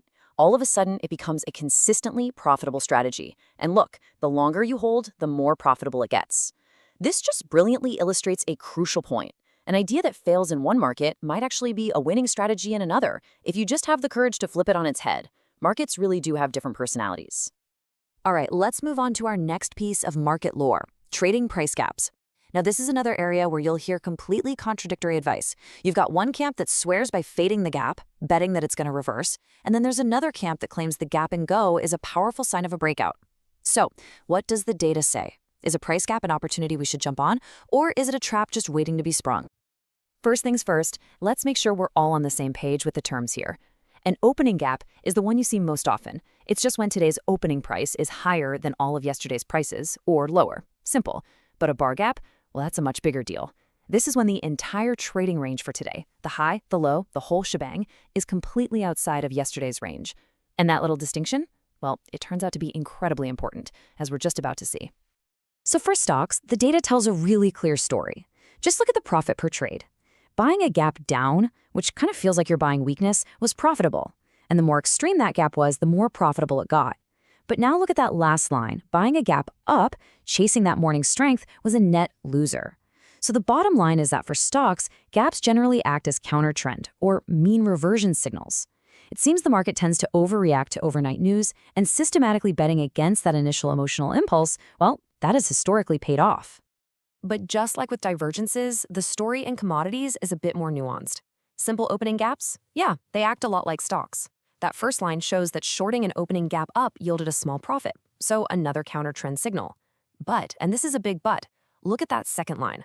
A strong bar gap that happens in the direction of an already established trend is a completely different animal. It's not an overreaction anymore. It's a sign of confirmation. And buying that signal was a very powerful pro-trend strategy. It really just goes to show you, the old saying is true, context is king. All right, let's wade into some pretty controversial waters here. We're going to talk about a topic that, for some people, borders on the mystical, Fibonacci. These ratios, born from a simple little mathematical sequence, are said to appear everywhere in nature, from the petals on a flower to the spiral of a galaxy. And, according to a massive following of traders, they also govern the financial markets, predicting key turning points with almost uncanny accuracy. But are they really magic? Let's find out. For anyone who needs a quick refresher, the sequence itself is beautifully simple. You just start with 0 and 1, and then each new number is the sum of the two before it. And from the mathematical relationships between these numbers, traders get these key retracement levels like 23.6%, 38.2%, and 61.8% to try and project where a market that's pulling back might find support before it resumes its trend. So let's put the magic to the test. This table shows the annualized return from buying stocks after they've pulled back a specific percentage from a recent high. Now, look at the famous Fibonacci level of 23.6%. It performs extremely well, right? A 32.5% annualized return. Case closed, the magic is real. Well, not so fast. Take a look at the numbers right around it. A simple 20% retracement level performed almost identically. In fact, the source material showed that the absolute sweet spot for performance was around 21%, a number with absolutely no mystical significance whatsoever. And this leads us to a really powerful and maybe even freeing conclusion from the author. The data suggests that the underlying strategy, buying pullbacks in a strong uptrend, is in fact very robust. That part works. But there's nothing uniquely special about the Fibonacci numbers themselves. They work because they're in the ballpark of a good area to buy. With data as noisy and random as market prices, it seems numbers are just numbers after all. There really are no magic bullets. Okay, for our final investigation, let's look at something that, according to efficient market theory, should be completely meaningless. Corporate actions like stock splits and dividends. I mean, a 2-for-1 stock split just means you now have 2 shares worth half as much. The total value of your investment is unchanged. And a dividend payment is immediately subtracted from the stock price on the ex-dividend date. In both cases, it should be a total wash. But is it? Now, this is one of those findings that, on paper, makes absolutely no sense. And yet the data is just undeniable. The tests showed that buying a stock about a week before a normal split, a 2-for-1 or 3-for-1, and then selling the day after was consistently profitable. It generated an average profit of 1.21% per trade. But what was even more powerful was the opposite signal. A reverse split, which is often a sign of a company in trouble, was a massively bearish event. Trying to buy these stocks before the reverse split resulted in an average loss of over 5%. That's a clear, persistent statistical edge where logically none should exist. And the dividend story is just as compelling. You know, simply buying stocks a month before they paid a dividend and selling shortly after was a profitable strategy overall. But the real edge, the big one, came when you isolated just for the stocks paying a very high dividend. For those stocks whose dividend was more than 5% of their price, the strategy produced an average profit of a staggering 5.81% per trade. It seems that the market systematically undervalues these high-yield companies in the run-up to their payout. So, over the last few minutes, we've busted some long-held myths, we've found some surprising edges, and we've discovered that context is absolutely everything. But the specific results for divergences or gaps or Fibonacci, those aren't really the most important lesson here today. There's a much bigger, more valuable idea at play. You see, the point of this whole explainer wasn't really to give you a definitive list of trading rules that do or don't work. It was to arm you with a mindset, the power of questioning the conventional wisdom you hear, and then using data, not anecdotes, to find your own answers. It's about moving from a place of belief to a place of evidence. So instead of taking that well-chosen example from a book as gospel, you can develop a habit of testing, of verifying, and of discovering what actually holds up under real-world scrutiny. And that brings us to the final thought I want to leave you with. Just take a moment and think about your own approach, not just to the markets, but to any complex field. What ideas, what strategies or beliefs have you accepted just because you saw a convincing story or a single perfect example? Which piece of conventional wisdom are you banking on without ever having really checked the data for yourself? It's a powerful question to ask, because finding that answer, well, that's the first step toward building an understanding of the world that is truly and reliably your own. If you've been around the markets for any length of time, you've heard them all. The old adages, the golden rules of trading, they get repeated so often in books and forums that they basically become gospel. But here's the thing, how many of them actually hold up when you put them under the microscope? Well, today, we're going to put that trading lore to the test. Let's get into it. This one's a classic, isn't it? It sounds so wise. The idea that, anyone can just stumble into a trade. But the real genius, the secret sauce, is all about knowing when to get out. For a lot of traders, this is a fundamental cornerstone belief. But is it actually true? I mean, is it even possible that one of the most widely accepted bits of trading wisdom is, well, flat out wrong? That's the big question we're going to tackle today. And we're not going to do it with opinions. We're going to look at cold, hard data. So here's the game plan. First, we'll talk about why this lore even exists. Then we're going to put entry versus exit into a head-to-head showdown. After that, we'll dive into the real story of money management, expose some pretty flawed analytical models, and then we're going to have some fun breaking a few of those so-called golden rules. And to wrap it all up, we'll reveal what might just be the single best metric for judging any trading system. The world of trading can be a real echo chamber. Some guru makes a claim, it sounds good, so it gets repeated in a blog post, then a podcast, and before you know it, it's treated like it was carved on a stone tablet. Our whole goal here today is to break that cycle. We're going to use actual analysis to separate the marketing hype from market reality. All right, let's get right into our first big myth. This idea that a really good exit can make you money even if your entry is completely random. Now, that is a bold claim, but it's one that prominent authors have made. So let's put it to the test and see what the data says. So here's the specific claim, and it originates from a story in a book by Van Tharp. The experiment he described involved using a coin flip for a random entry, literally heads for long, tails for short. But the exit was a very specific volatility-based trailing stop. The whole implication here is that the exit strategy itself is so powerful, it can spin a coin toss into gold. So what happens when you isolate that exact exit strategy and run it with thousands upon thousands of truly random entries? Well, the author of our source material did exactly that. He tested it across 56 different commodities 100 times each for a grand total of 700,000 random trades. And the average profit per trade was this, 1/4 of a thousandth of a cent. In other words, zero. Absolutely nothing. And that is the crucial finding. This so-called good exit performed no better than if you had just exited randomly. By itself, paired with a random entry, it had no edge. None. It couldn't magically create profits out of thin air. This completely blows that piece of lore right out of the water. But, and this is where it gets really fascinating, the researcher kept the very same exit strategy. The only thing he changed was he swapped out the random coin flip entry for a simple reversal entry system. And the result? Over $3.8 million in profit. See? This just illustrates the real story perfectly. The entire profit, all of it, came from having an edge on the entry. The exit didn't create the profit. Its job was just to manage the trade. A good exit is crucial, for sure, but its job is to not get you stopped out too early, to get you out if the trade goes bad, and to lock in the gains that your good entry already found for you. It's a manager, not a magician. Okay, so that brings us to our next piece of lore. We hear this one constantly. Money management is the most important part of trading. But based on what we just learned, if your system has no edge to begin with, can you really manage your way to a profit? Let's find out. The core issue with a lot of these money management talks is that they almost always get dragged into gambling analogies. They start talking about things like the Kelly criterion, which was designed for simple binary bets, right? Win or lose, like flipping a coin.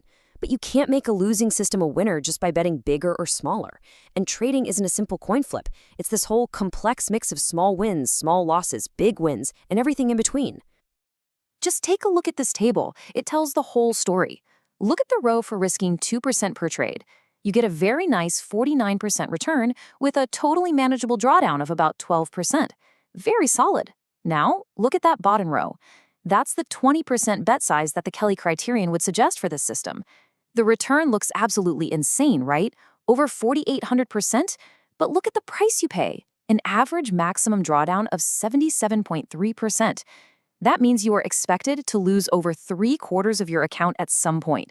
That's not a trading strategy. That's just a ticket to the poorhouse. So the big takeaway is this. The people who preach that rule of never risk more than 1 to 3% on a trade, those are the real traders. They're not the gamblers. See, proper money management is all about survival and consistency. It's not about trying to hit some massive home run that almost kills you in the process. All right, let's talk about the tools that traders actually use to test their strategies. Because if you can't trust your testing methods, then you can't trust your risk calculations either. You might think that more data is always a good thing, but what if the tools themselves are broken? We're going to look at two very common methods that can be incredibly deceiving: Monte Carlo simulations and using artificial data. So a lot of traders use this thing called Monte Carlo analysis. They take their past trades, they shuffle them up like a deck of cards, and they create thousands of possible futures. But this simple approach, it's just full of holes. For one, it totally misses that gut-wrenching feeling of watching a trade go deep against you before it comes back. More importantly, it completely ignores that in the real world, bad things happen together. Losses cluster during a crash. Your simulation won't show you that real-world pain. And the same problem applies to creating artificial data from scratch. Some people think you can just take all the daily price changes from history, throw them in a blender, and make more data to test on. The problem? You just destroyed the entire structure of the market. Real markets have memory. A big range day is often followed by a small range day. An up day might be slightly more likely to be followed by a down day. Shuffling all the data erases those critical patterns, and it makes your test results completely and utterly worthless. Okay, now for a little bit of fun. Let's do a rapid-fire round. We're going to take a few of those unbreakable trading rules and see just how easily they shatter when you actually throw some data at them. Never add to a loser, right? Don't average down. It sounds like such smart defensive advice. But what if the reason the trade went against you is because it's now setting up an even stronger entry signal? Well, as this test shows, adding to the position at that second better signal actually improved every single performance metric. The rule isn't the point, the quality of the entry signal is. And how about this one? Nobody ever got hurt taking a profit. Oh, it feels so safe, so reassuring to say that.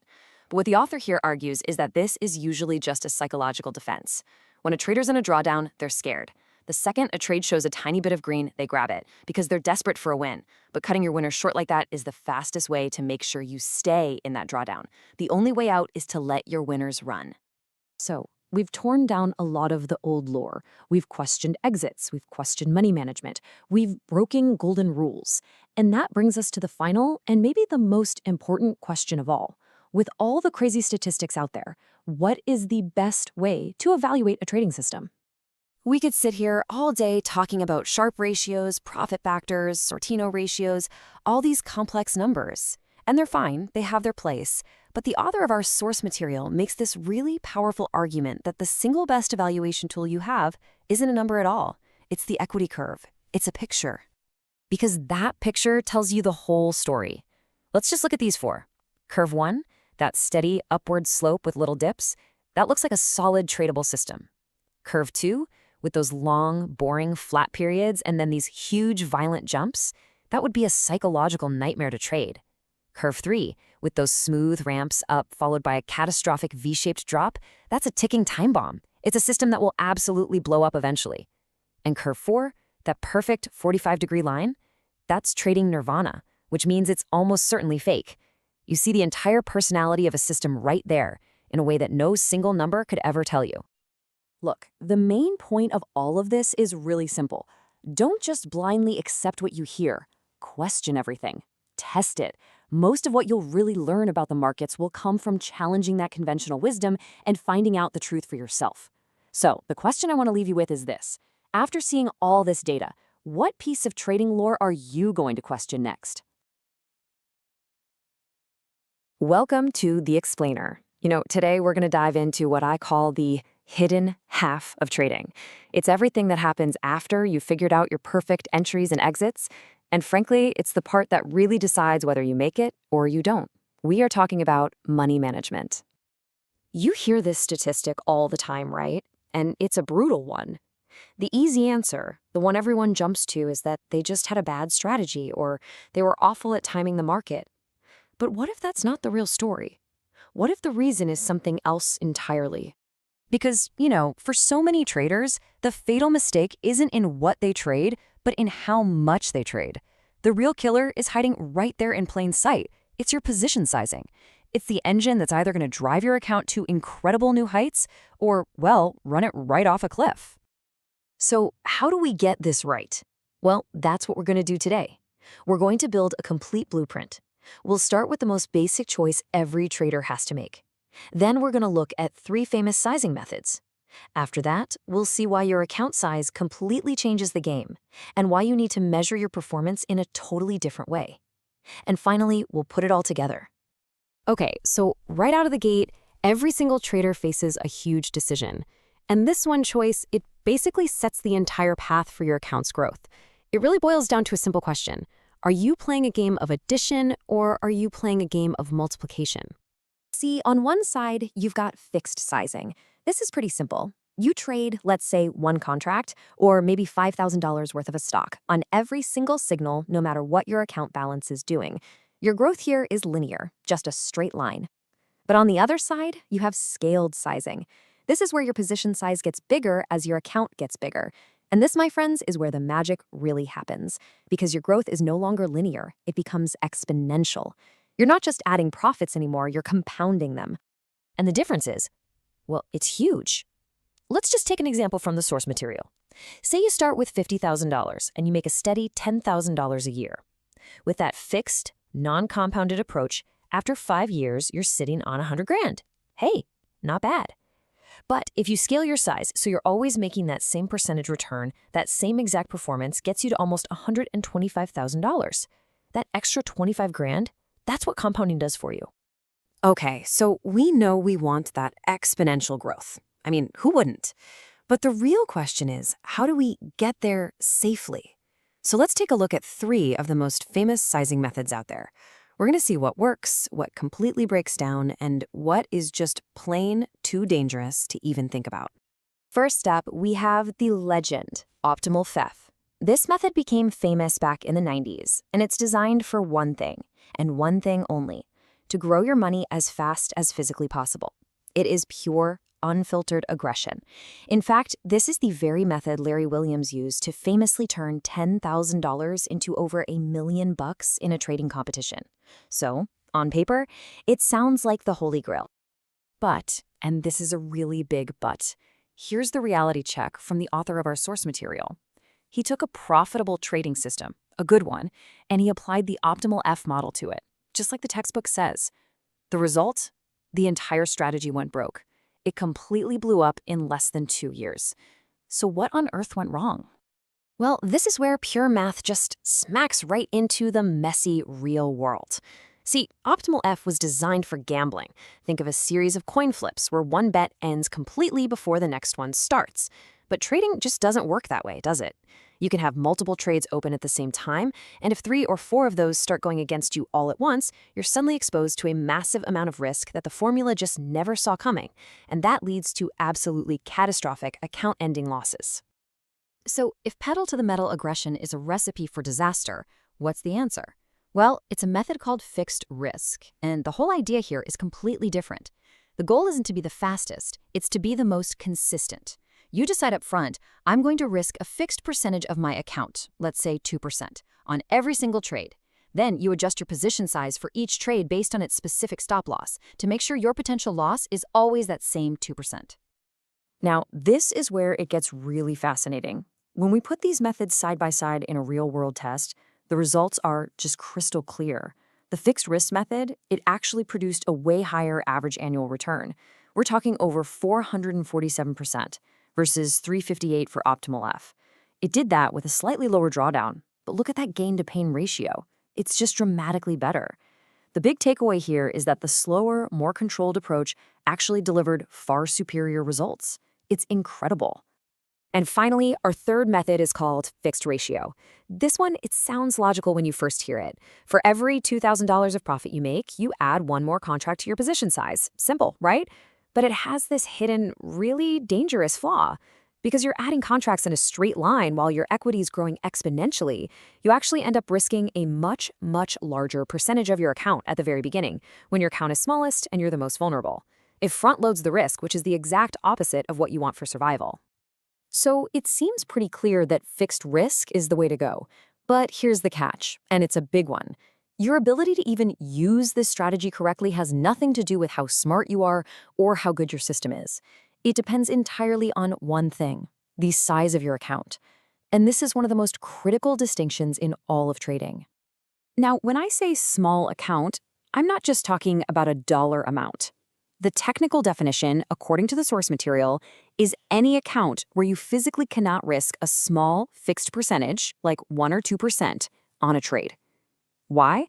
Because the minimum stop loss you need for that trade is just too big compared to your total capital. Let me give you a perfect example. Let's say you have a $10,000 account, and a normal trade in your system needs a $1,000 stop loss just to have room to breathe. Well, that one trade is forcing you to risk a whopping 10% of your entire account on one idea. By definition, you are trading a small account, and the rules you have to play by are completely different. And this is the fundamental, gut-wrenching difference. The small account trader is living on a tightrope all the time. They are always just a couple of bad trades away from total disaster. But the large account trader, who can stick to a 1% fixed risk rule, they're walking across a solid bridge. They have a huge structural advantage that is literally built for survival. So, because the day-to-day reality is so different for these two types of traders, it means they have to measure their own success and their risk with totally different tools. If you use the wrong ruler, you can get a dangerously false sense of security. Okay, this is so important. Most trading platforms, they show you something called open and closed trade drawdown. This measures the drop from the absolute peak of your equity, and it includes unrealized or paper profits. But this is incredibly misleading. Think about it. Giving back profits you never actually took to the bank isn't the same as losing your hard-earned starting capital. What really matters, especially if you have a small account, is what our source calls start trade drawdown. This is the absolute deepest your account ever dips below your initial starting money. That number, that's your reality. That's the real capital it took to survive. So let's just boil this all down. If you have a small account, your number one mission is survival, period. Your key risk metric is your start trade drawdown. Your reward metric, your expected profit in that first year. But if you have a large account, your mission shifts to growth. Your risk is your percentage of drawdown, and you measure that against your annual percent return. It's two different games, and you need two different scorecards. All right, we have covered a lot of ground. The theory, the methods, the metrics. So now let's build the final actionable blueprint. We're going to distill all of this down into a clear set of rules for a solid money management plan. So here it is. Number one, you have to accept that how you size your positions is at least 50% of the entire game. Number two, your goal should be exponential, compounded growth. 3, adopt a fixed risk sizing model. It just gives you the best balance of performance and control. 4, be brutally honest with yourself about whether you have a small or a large account, and then use the right ruler to measure your progress. And finally, number 5, and this is the most important one, always prioritize survival. You can't grow an account that's been blown up. So we're going to end on this question. Are you managing your trades, or are you managing your survival? You know, the biggest shift a trader can ever make is to stop obsessing over individual trades and start focusing on the long-term survival of their capital. Because once you truly realize that your first job is just to stay in the game, you stop chasing that one perfect entry, and you start building a system that can last. And believe me, that changes everything. Welcome to The Explainer. Today we're breaking down some proven money management techniques, specifically for commodity traders who are working with smaller accounts. And we're going to focus on one crucial goal: limiting your risk so you can stay in the game. All right, before we get into any of the numbers, we've got to get the mindset right. For accounts anywhere between, say, $20,000 and $100,000, you have to forget about hitting home runs. The primary concern is just survival. Managing risk isn't just some tactic, it's the entire foundation of your strategy. So here's our roadmap for this explainer. We're going to start with the core problem every small trader faces. Then we'll introduce the most powerful tool you have to solve it. After that, we'll build out a complete toolkit, see it all in action, and finally take a look at the path to real growth. Okay, let's dive right in. Every single small trader faces the exact same dilemma. How in the world do you grow your capital without getting totally wiped out by one single bad run? You know, the source material for this is crystal clear on this point. The effectiveness of any technique you use should be judged first and foremost by how much it reduces your risk. That's it. That's the final arbiter. So, what's the single most effective tool for managing risk? Well, it's diversification.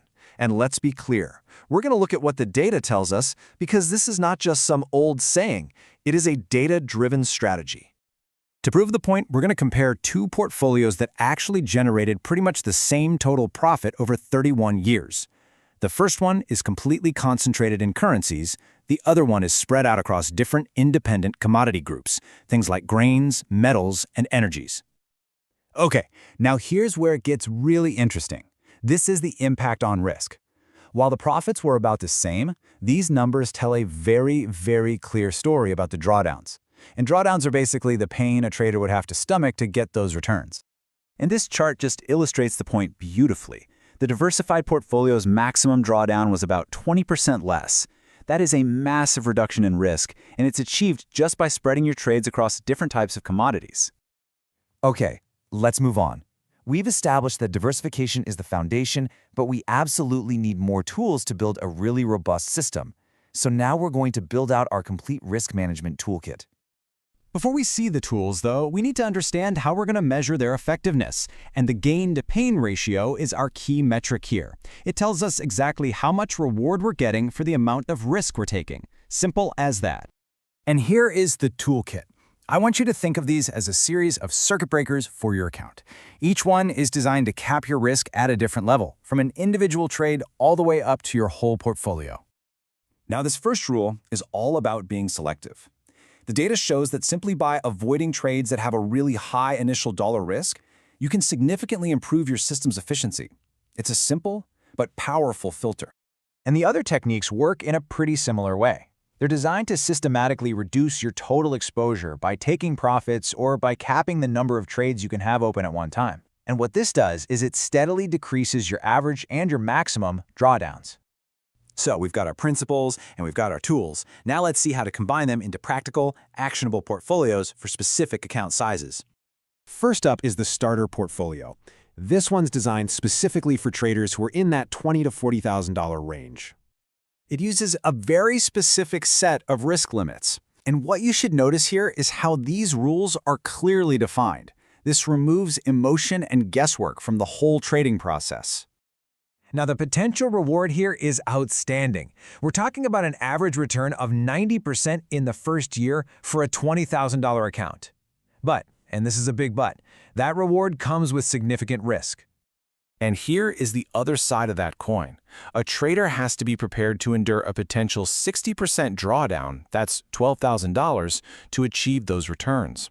This is that crucial gain versus pain trade-off. Okay, so as an account grows, the strategy can and should evolve. The mid-size portfolio is designed for accounts that are from $40,000 up to $60,000. This portfolio adds more commodities and it adjusts the rules, including a new limit on the total number of open trades. And that's there specifically to manage the increased complexity.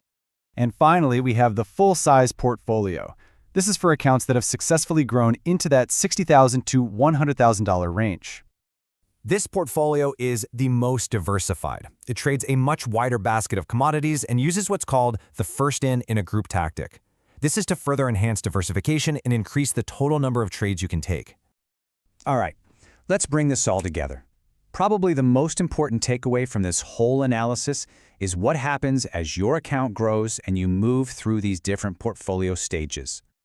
Just look at that bottom row.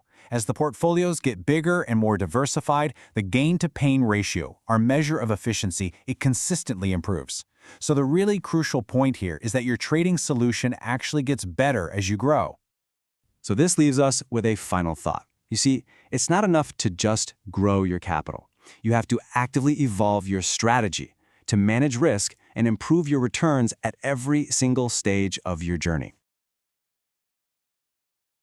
All right, let's talk about something that trips up so many traders. How in the world do you actually grow a small account without just blowing it up? It's the million-dollar question, right? Well, today we're going to walk through a case study, step by step.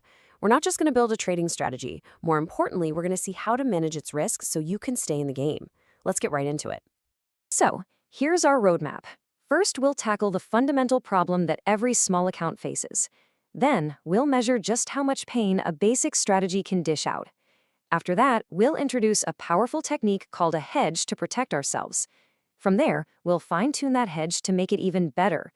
And finally, we'll lay out a clear path for how to scale this thing up as your account starts to grow. First up, the small account dilemma. Now, we're going to focus on the NASDAQ 100. You know, it's where all the action is, all the big, exciting tech stocks. But all that excitement comes with a hidden danger, a real trap, especially if you're working with a smaller chunk of capital. You know, we've all heard that classic advice, don't put all your eggs in one basket. But here's the catch with the NASDAQ 100. These stocks are so tightly linked, they're highly correlated, that they tend to move together. So buying a bunch of different tech stocks isn't true diversification. It's more like putting your eggs in different baskets that are all sitting on the same wobbly cart. And when that cart hits a bump and the whole market goes down, well, all those eggs can smash at the exact same time. Okay, before we even think about looking at profits, we have to get this term burned into our brains, drawdown. On paper, it's just the drop in your account from its highest point to its lowest. But I want you to think of it as the pain meter. It's a measure of the financial and, let's be honest, emotional pain a strategy can inflict. This is the number that keeps traders awake at night, and it's the number we absolutely have to get under control. All right, let's stop talking in hypotheticals and put some hard numbers on this. We're going to build a simple baseline strategy. It's what we call long only, which is just a fancy way of saying we're only buying stocks hoping they go up. Let's see just how much pain this very basic approach can actually cause. So here's the setup we're going to use, pulled right from the source material. Let's imagine we're starting out with a $20,000 account. Every time we buy a stock from the NASDAQ 100, we put $5,000 into it. You can't get much more straightforward than that, right?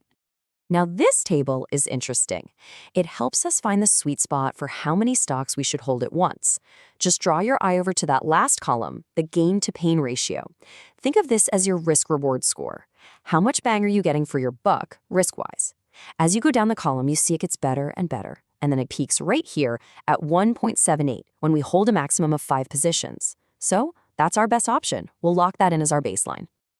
And this right here is the deal breaker, a massive, flashing red light. Even with our best option, the worst-case scenario was a drawdown of over $7,500. On a $20,000 account, that's a gut-wrenching drop of almost 38%. For most people, a hit like that is devastating. It's what we call the risk of ruin, the kind of loss that can knock you right out of the trading game for good. This chart really paints a picture, doesn't it? Just look at how close those two bars are. The average profit you can expect in a year is almost the same size as the single worst loss you could suffer. I mean, think about that. You could grind it out for a whole year, do everything right, build up your account, only to have all of it wiped out by one bad market downturn. That is just not a good trade-off. And you don't just have to take my word for it. The source material is crystal clear on this. It states, point blank, that this level of risk is just plain unacceptable for an account this size. So even though the strategy makes money on average, the potential for pain is way too high. We have to do better. We have to find a fix. So how do we fix this? Well, this is where we introduce a technique that professionals rely on. It's called hedging. Think of it like buying an insurance policy for your portfolio. We're going to use what are called short positions to protect ourselves when the market decides to take a nosedive. And here's the aha moment. It's actually a pretty clever idea. We know our tech stocks are probably going to fall when the whole market falls.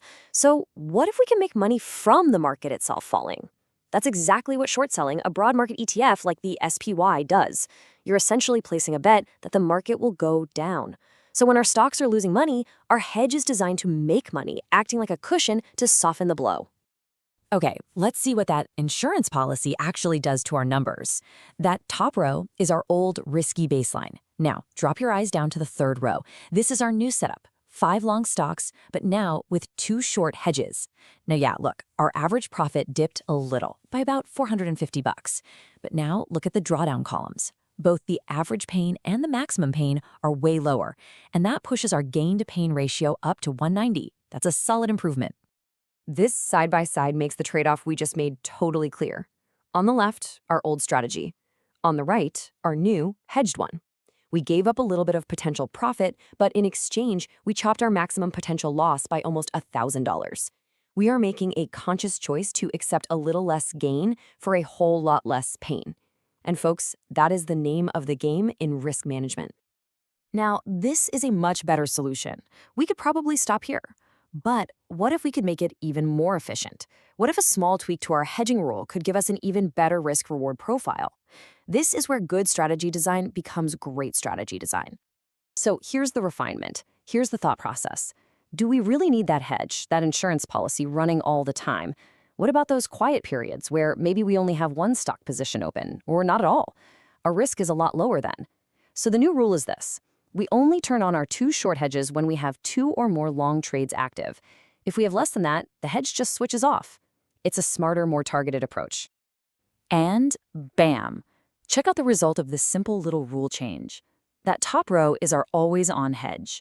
The second row is our new, smarter hedge. Okay, our profit dips a little more, I see that. But look what happens to the max drawdown. It drops by another $500. And here's the kicker. Our gain-to-pain ratio jumps from 1.90 all the way up to 2.09. That is a huge milestone. For the first time, our average annual profit is more than double our average annual drawdown. Now we're talking about a truly robust system. This chart tells the whole story of our journey here. We started at a risky 1.78. We added a basic always-on hedge and got ourselves up to a respectable 1.90. But by making that hedge smarter, only using it when we really needed it, we pushed our efficiency all the way up to 2.09. Each step was a logical, deliberate improvement to the system. So the strategy looks great on paper, but how does it hold up in the real world? You know, when things get crazy. This timeline is the acid test. Look at this. It navigated 2 of the worst market crashes of our lifetime. In fact, it actually made money during the dot-com bust between 2000 and 2002. And in the absolute chaos of the 2008 financial crisis, it survived. It didn't make much, but it came out with a small gain. That proves the hedge works exactly when you need it the most. So, after all that work, here is the final report card. On our hypothetical $20,000 account, we've designed a system that produces an average annual return of 34%. That's pretty powerful. And that terrifying maximum drawdown, we've wrestled it down from almost 38% to a much more manageable 30%. The potential gain is now clearly and comfortably outweighing the potential pain. But look, the story doesn't end here, because once you have a system that works, the next question is always, how do I grow with it? So let's talk about the final piece, how a trader can take this solid foundation and scale it up intelligently as their account gets bigger. And the source material gives us a really smart 3-step blueprint for this. Step 1, you master this 5-long, 2-short solution on your small account. You prove to yourself you can execute it consistently. Step 2, as you make profits and your account grows, you don't add more trades, not yet. You increase your position size. So instead of 5,000 a trade, maybe it becomes 6,000, then 7. And finally, step 3, once your account crosses certain thresholds, you graduate to even bigger, more efficient systems. And this table here, this is like looking at the upgrade path. It shows you exactly what those next levels look like. For instance, once your account hits $30,000, the data suggests you can move up to a 9-long, 3-short solution. And guess what? It has an even better gain-to-pain ratio of 2.14. The really cool insight here is that as your account grows, you don't just have the potential to make more money. You unlock strategies that are fundamentally more efficient. So, let's wrap this up. We started with an idea that was profitable but way too dangerous, and we methodically engineered it into a robust, scalable trading strategy. The final version balanced a 34% average return with a 30% max drawdown. But the most important thing to take away from all this isn't the specific numbers. It's the process. It's about how to analyze risk and make conscious trade-offs. And that all comes down to this one very personal question. What does your ideal balance between profit and pain look like? Finding the answer that lets you sleep well at night, that's the real secret to lasting in this game. Welcome to The Explainer. Today, we're getting into something I think is really crucial: how professional traders actually build a robust strategy for a large account.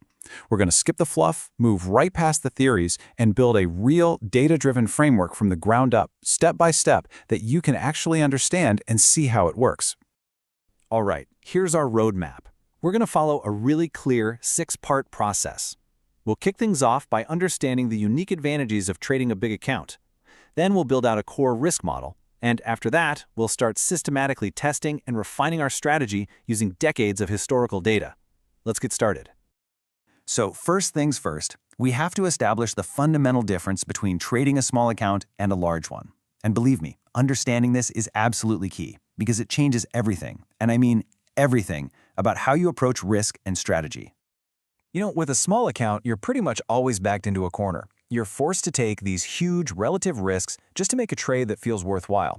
Think about it. Risking 10% on a single idea means you are always just a handful of bad trades away from blowing up. But a large account? It completely flips the script. You can risk a tiny fraction, maybe 1%, across many different trades. Your focus totally shifts from pure survival to methodically optimizing a high-quality strategy for the best possible long-term performance. It's a different world. So how do these large accounts actually manage this kind of diversified risk? Well, it all starts with a core money management technique. It's designed to do one thing really well: make every single bet you place carry the exact same weight, no matter if you're trading gold or corn. This concept right here is absolutely crucial. You decide up front on a fixed percentage you are willing to risk. Let's just say it's 1% of your total equity. Then, for every single trade you take, you adjust the number of contracts. You buy or sell more or less, so that the total dollar amount you could lose is always that 1%. So a really volatile market means you'll trade fewer contracts. A more stable one, you'll trade more. The risk is completely equalized across the board. Now check this out. This is where it gets really interesting.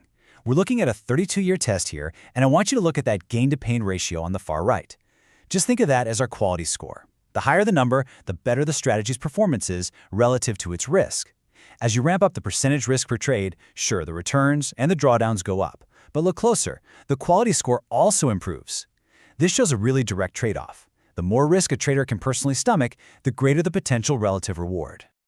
Okay, so that fixed risk approach gives us a fantastic starting point. But a truly professional portfolio, well, it isn't just about what you decide to put in it. It's also about what you have the discipline to leave out. It's time to trim the fat. The historical data was pretty clear. 3 commodities, live cattle, lean hogs, and cocoa, were just consistent losers for this particular strategy. So what do? We just remove them. Now look at the 1% risk level again. Our gain-to-pain ratio, that quality score, improves from 5.17 up to 5.32. Now, it's not some massive leap, but it is a clear, undeniable improvement that we got just by eliminating the weakest links. This becomes our new, smarter baseline. All right, now we get to the real heart of the process. We've got our smarter baseline portfolio, we've got our fixed risk rule. From this point on, we are going to systematically test a whole series of common money management filters to see if any of them can actually improve our quality score. So this is a classic idea in trading. You know, if all the grains are rocketing up at the same time, having too many positions on can create this huge concentrated risk you might not even realize you have. So the theory is that limiting your exposure to a single correlated group, that should be a good thing. But the real question is, does the data actually back that up? And this slide is just a brilliant illustration of our data-driven approach. We tested all kinds of limits, from 4 trades per group all the way up to 8. And look at the results. The sweet spot is right here, at 7. Capping our exposure at a maximum of 7 trades per commodity group gives us the best gain-to-pain ratio. It's a modest improvement for sure, but it's a clear one, taking our score from 5.32 up to 5.36. So this is the crucial part of the process. We found a small, verifiable enhancement. We don't guess. We don't go on gut feeling. We test. This filter is officially in, and that means our new quality score of 5.36 becomes the new baseline, the new number we have to beat in the next round of tests. Okay, on to the next test. Now this one seems like a total no-brainer, right? I mean, some trades, just because of their volatility, require a really wide initial stop loss, which means a big dollar risk on paper. So avoiding the riskiest looking trades, that should help our performance, shouldn't it? Well, let's see what the numbers say. And here is our first big surprise. Look what happens to our quality score as we start filtering out more and more of these high-risk trades. It gets worse and worse. So why would that happen? Well, it's because our foundational rule, that fixed risk sizing we talked about, it's already accounting for this. It already normalizes the risk by making us trade fewer contracts of a high-risk asset. So from the portfolio's point of view, no single trade is actually riskier than another. This is such a fantastic insight, a rule of thumb that makes perfect sense for a small account, where you might be trading one contract of everything can actually hurt you when you're managing a large account this way. The data is crystal clear on this one, so we throw this rule out. It doesn't help. All right, let's move on. Next up, we're testing the idea of an overall portfolio limit. Is there some kind of sweet spot for the total number of positions we should be holding at any given time? I mean, is it actually possible to be too diversified and just have way too many trades on at once? And what do you know? The data shows another one of these small, marginal improvements. It's not a huge leap, but it's definitely there. Capping our total exposure at a maximum of 30 open trades nudges our quality score up just a little bit more, from 5.36 to 5.37. Yeah, it's a tiny gain, but in the world of professional trading, every single edge, no matter how small, counts. You stack these little edges on top of each other, so this rule makes the final cut. And just so you know, we also tested a couple of different profit-taking filters, but just like that initial risk filter, they actually failed to improve our score, so they were also discarded. So, after all of that methodical testing, adding what works, and, more importantly, getting rid of what doesn't, what does our final, data-backed strategy actually look like? And, of course, the big question is, how does it perform? And there you have it. It looks deceptively simple, right? Just 3 core rules. With our 2 successful filters in place and risking a pretty conservative 0.5% of equity per trade, this system historically delivered an average annual return of almost 40%, and it did that with an average annual drawdown of just over 9%. That, right there, is a very powerful, very tradable solution. But, and this is a really big but, we have to be realistic. Here's a crucial piece of context that we have to acknowledge. The data clearly shows that markets have gotten tougher over time. In the first half of our 32-year test period, profits were much higher and the drawdowns were lower. In the second half, profitability actually decreased while the risk went up. And that is vital information for setting realistic expectations today. And you know, this brings us to the real beauty of professional, large account trading. You are not locked into one single solution. You can, and you absolutely should, adjust the strategy to fit your own personal comfort level with risk. This final table really puts the control right back in your hands. Using our final set of rules, you can see the direct impact of changing just one variable, the percent of equity you risk on each trade. You can dial it way down for a smoother ride, or you can dial it up for much higher potential returns. But you have to know that that's going to come with deeper, scarier drawdowns. The more pain you can stomach, the greater the potential relative reward. Ultimately, that choice is yours. So I think the most important thing to take away from all this is that professional strategy design, it's not about finding some single magic formula that works forever.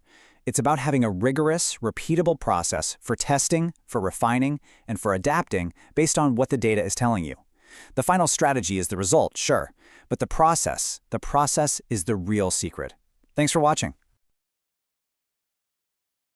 All right, let's dive into something really interesting today. We're going to take a look at a fascinating case study that's all about taking a solid trading system and methodically, step by step, making it better, specifically for a large $1 million account. And the key here is that this isn't about hunches or gut feelings. This is about pure, data-driven optimization. So let's start with a question that I think every serious trader has to wrestle with eventually. You've got a strategy, it works, it makes money. But taking it from a small account to a seven-figure account, that's a whole different ballgame. The swings are bigger, the psychology is way more intense. So how do you professionally tune your risk management to take that strategy from just being good to being truly exceptional? That's exactly what we're going to unpack here. Okay, so here's our game plan. First, we've got to establish our starting point, our baseline performance. Then we're going to run a couple of tests. First, capping our open trades, and second, adding a strategic hedge. After that, we'll assemble the final blueprint, talk about how you can adjust it with your own personal risk dial, and we'll wrap it all up with a really unexpected twist at the end. First things first, we absolutely need a starting point, right? You can't know if you're getting better if you don't know where you started. So before we tweak anything, we have to quantify exactly how this strategy performs right out of the box. This gives us our clear, objective benchmark for success. And to measure that success, we need one key metric to guide us, kind of like our North Star for this whole process. And that metric is going to be the gain-to-pain ratio. Now, it sounds a little complex, but it's actually pretty simple. It just measures your total profits against your total losses.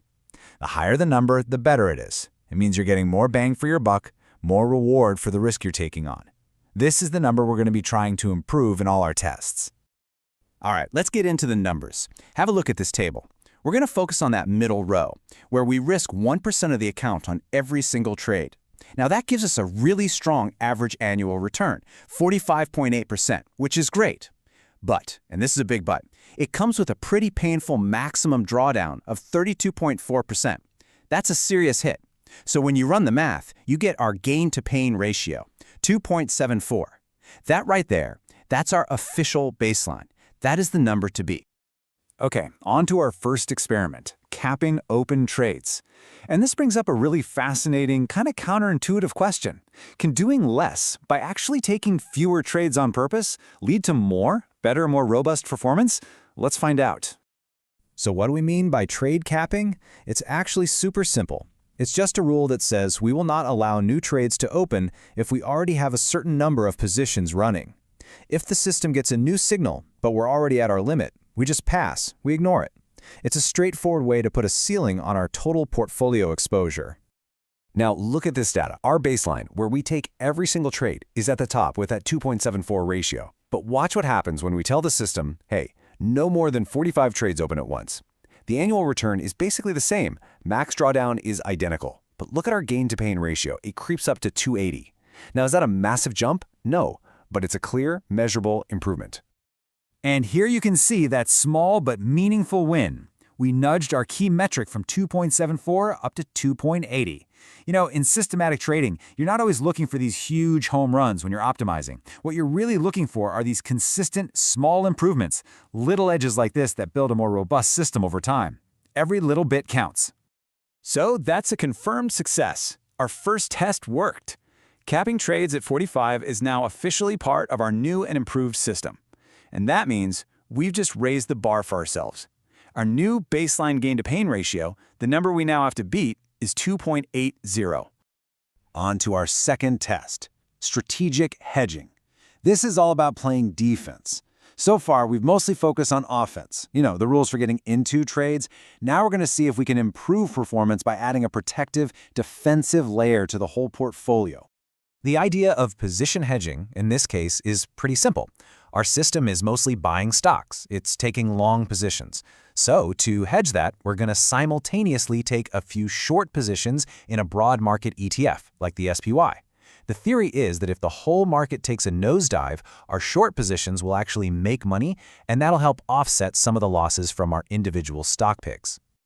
So let's look at the results. Our new baseline from the last test is right there at the top. 45 longs, 0 hedges, and that 2.80 ratio. Now watch this.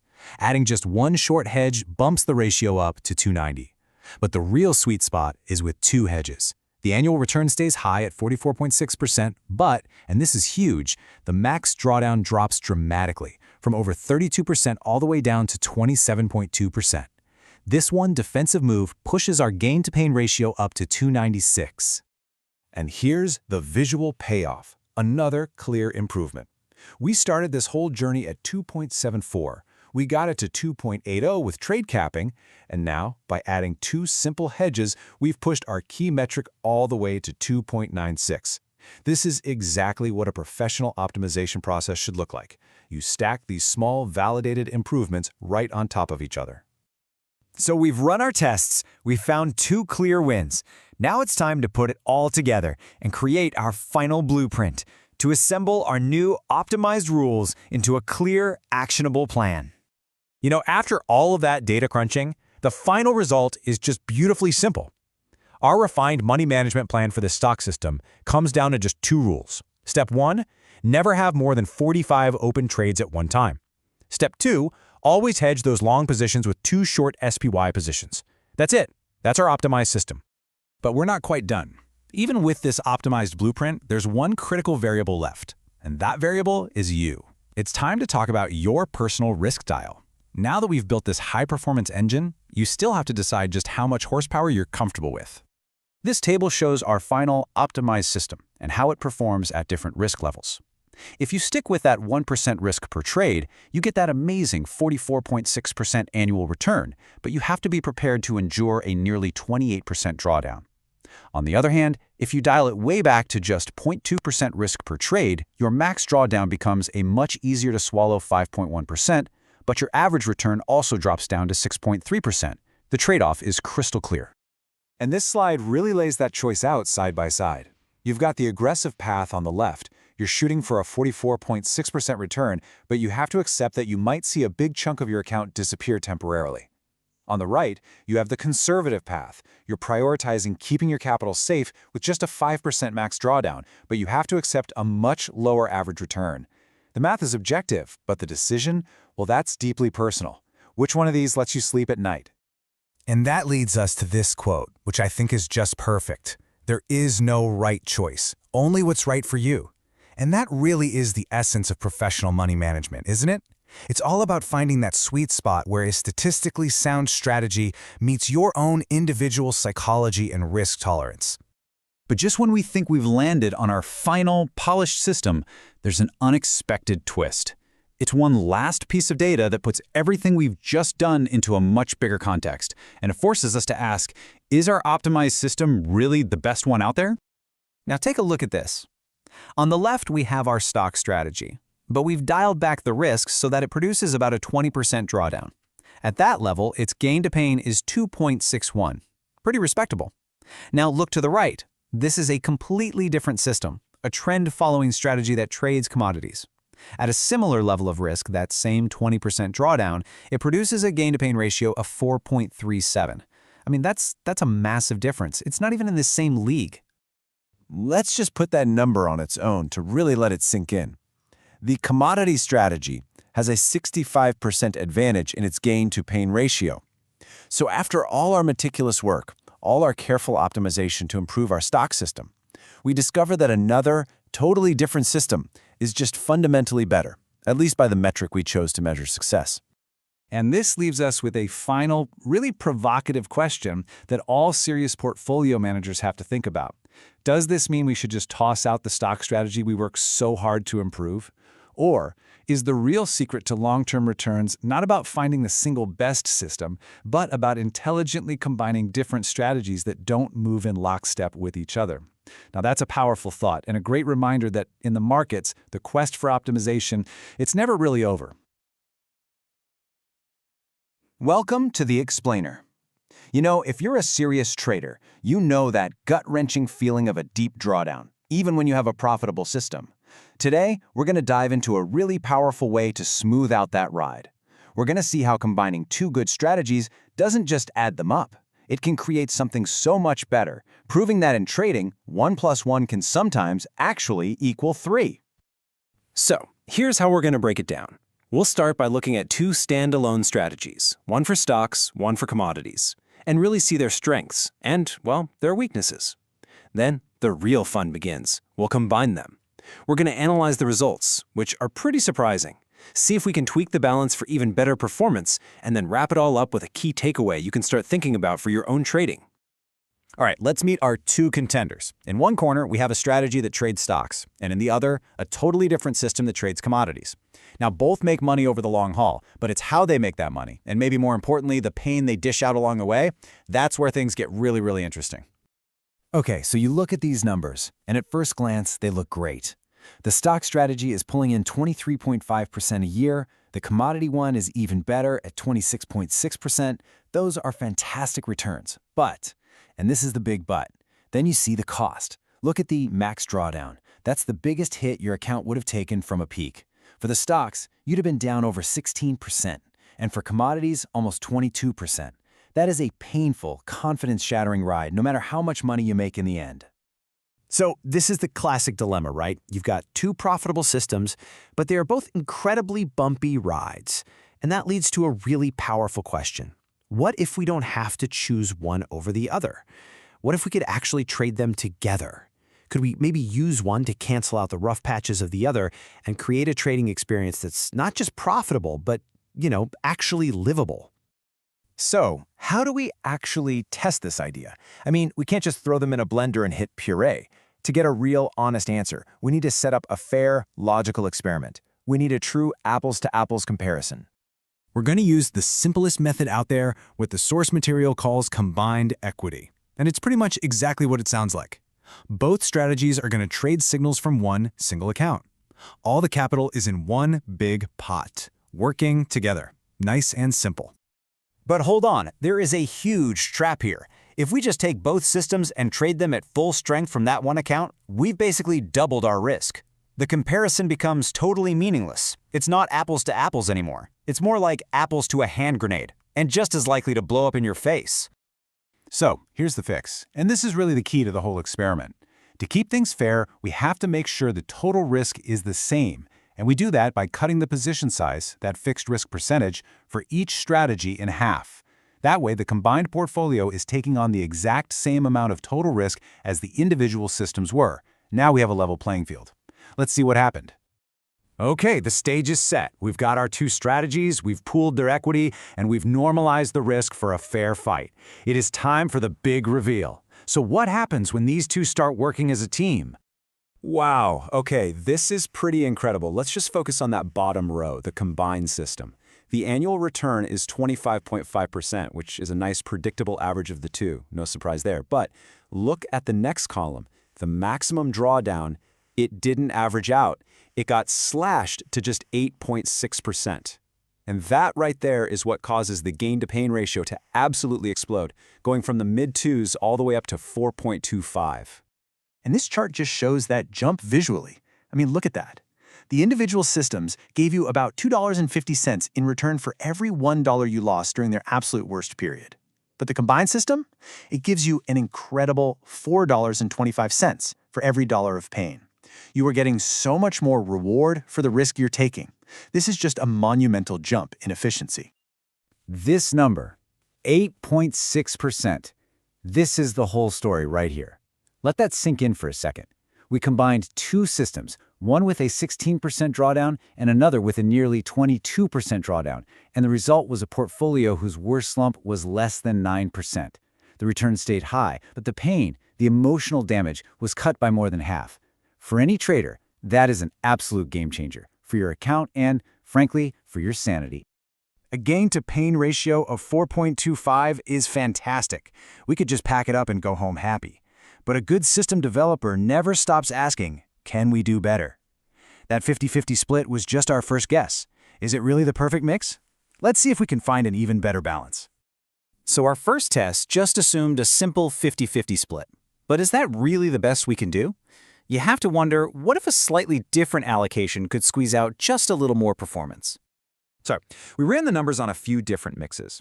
And as the source material points out, the changes are pretty small. We're not looking for another massive leap here. But just watch what happens. If we shift the allocation to 45% commodities and 55% stocks, that third row, our return dips just a tiny bit, and the drawdown ticks up a little, but the overall gain-to-pain ratio inches up to a new high of 4.29. In the world of trading, every single edge, no matter how small, is worth fighting for. And there we go. We have our new champion. A 45% commodity and 55% stock allocation gives us the best risk-adjusted return, with that peak gain-to-pain ratio of 4.29. It's a small improvement, sure, but it's an improvement. And this optimized mix now becomes our foundation for the final and most exciting step. So far, this whole thing has been about reducing risk and making things more efficient. But now that we have this incredibly smooth, robust system, we've earned the right to ask a different question. What if we want more? Can we use this new lower risk profile to our advantage and safely, carefully dial up the returns? This right here, this is the reward for all that work we just did. We built a system with a very small, very manageable drawdown. That low risk profile gives us a brand new tool. We can now carefully apply a little bit of leverage to amplify the returns without taking on the kind of crazy, stomach-churning risk we started with. And here is the final payoff. Just look at this table. As we dial up the leverage, watch that annual return just climb. 30%, 36%, all the way to nearly 40% a year at 1.5 times leverage. But now for the most amazing part. Look at the max drawdown on that bottom line, 13.7%.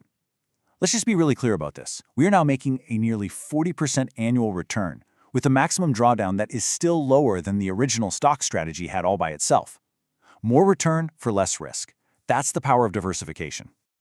So what does all this data, what do all these tables really mean for you as a trader? Let's boil it all down to the single core principle that makes this whole thing possible.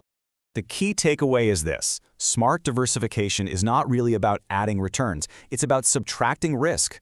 And the magic ingredient, the secret sauce, is combining strategies that are uncorrelated. That just means their winning and losing streaks don't happen at the same time. One zigs while the other one zags. And that's what smooths out the equity curve, lets you sleep at night, and dramatically improves your risk-adjusted returns. And you know, the source material really puts it perfectly. Trading strategy isn't something you build once and then you're done with it. It should be an ongoing process of refinement. You should always be searching for that next uncorrelated piece of the puzzle that can make your entire portfolio even stronger. So that brings the question back to you. Take a look at your own trading. What are you doing right now, and what is the one uncorrelated piece you could add to it? What different market, what different time frame could you maybe explore to build a stronger, smoother, and ultimately more profitable portfolio? Thanks for joining us. Have you ever looked at a market chart and just wondered, how in the world do the pros find an edge in all that seeming chaos? Well, I'm going to let you in on a little secret. It's not magic and it's not guesswork. It's math. Today, we're prying open the toolkit of quantitative trading, and we're going to look at the core formulas they use to measure risk, and more importantly, to find opportunity. So let's start with the big question, right? The one that every single trader has to grapple with. When you're staring at that chart with all its zigs and zags, are you just looking at unpredictable static? Is it all just random noise? Or are there hidden patterns, a kind of order within that chaos that we can actually get our hands on and measure? Well, the answer is a resounding yes. Look, while no one out there has a crystal ball that can predict the future with 100% accuracy, we can absolutely measure what's happening right now. There are some incredibly powerful mathematical tools that let us find the structure hidden inside all that noise and actually quantify the forces that are driving the market. And this isn't just some academic exercise, you know? The whole point of decoding this chaos is deeply, intensely practical. Because at the end of the day, if you want to successfully manage your risk and your money, you first have to be able to measure it. It's as simple as that. You can't manage what you can't measure. Okay, so where do we even begin? Our very first, and I mean most fundamental tool for measuring how a market moves is something called standard deviation. This concept is the absolute bedrock of so much of quantitative analysis. So what in the world is it? The easiest way to think about it is like this. Standard deviation is basically just a ruler. That's it. It's a tool we use to measure how wild or how calm a market's price swings are. It gives us a hard number for how spread out the prices are from their average. Okay, I see you. I know what you're thinking when you see a formula like this with all the Greek letters and symbols. It looks a little intimidating. But listen, don't worry about memorizing this. The process behind it is what really matters. And trust me, it's way simpler than it looks. Let's just break it down. It's really just a 4-step recipe. First, you just find the average price over a period you care about, say the last 20 days. Easy enough. Then, for each of those 20 days, you figure out how far it was from that average, and you square that number. Third, you just add up all those squared values, and finally, you do a quick division and take the square root. Boom, that's it. You now have one single powerful number that tells you a whole lot about the market's personality. So you've done the math, you've got this number. What is it actually telling you?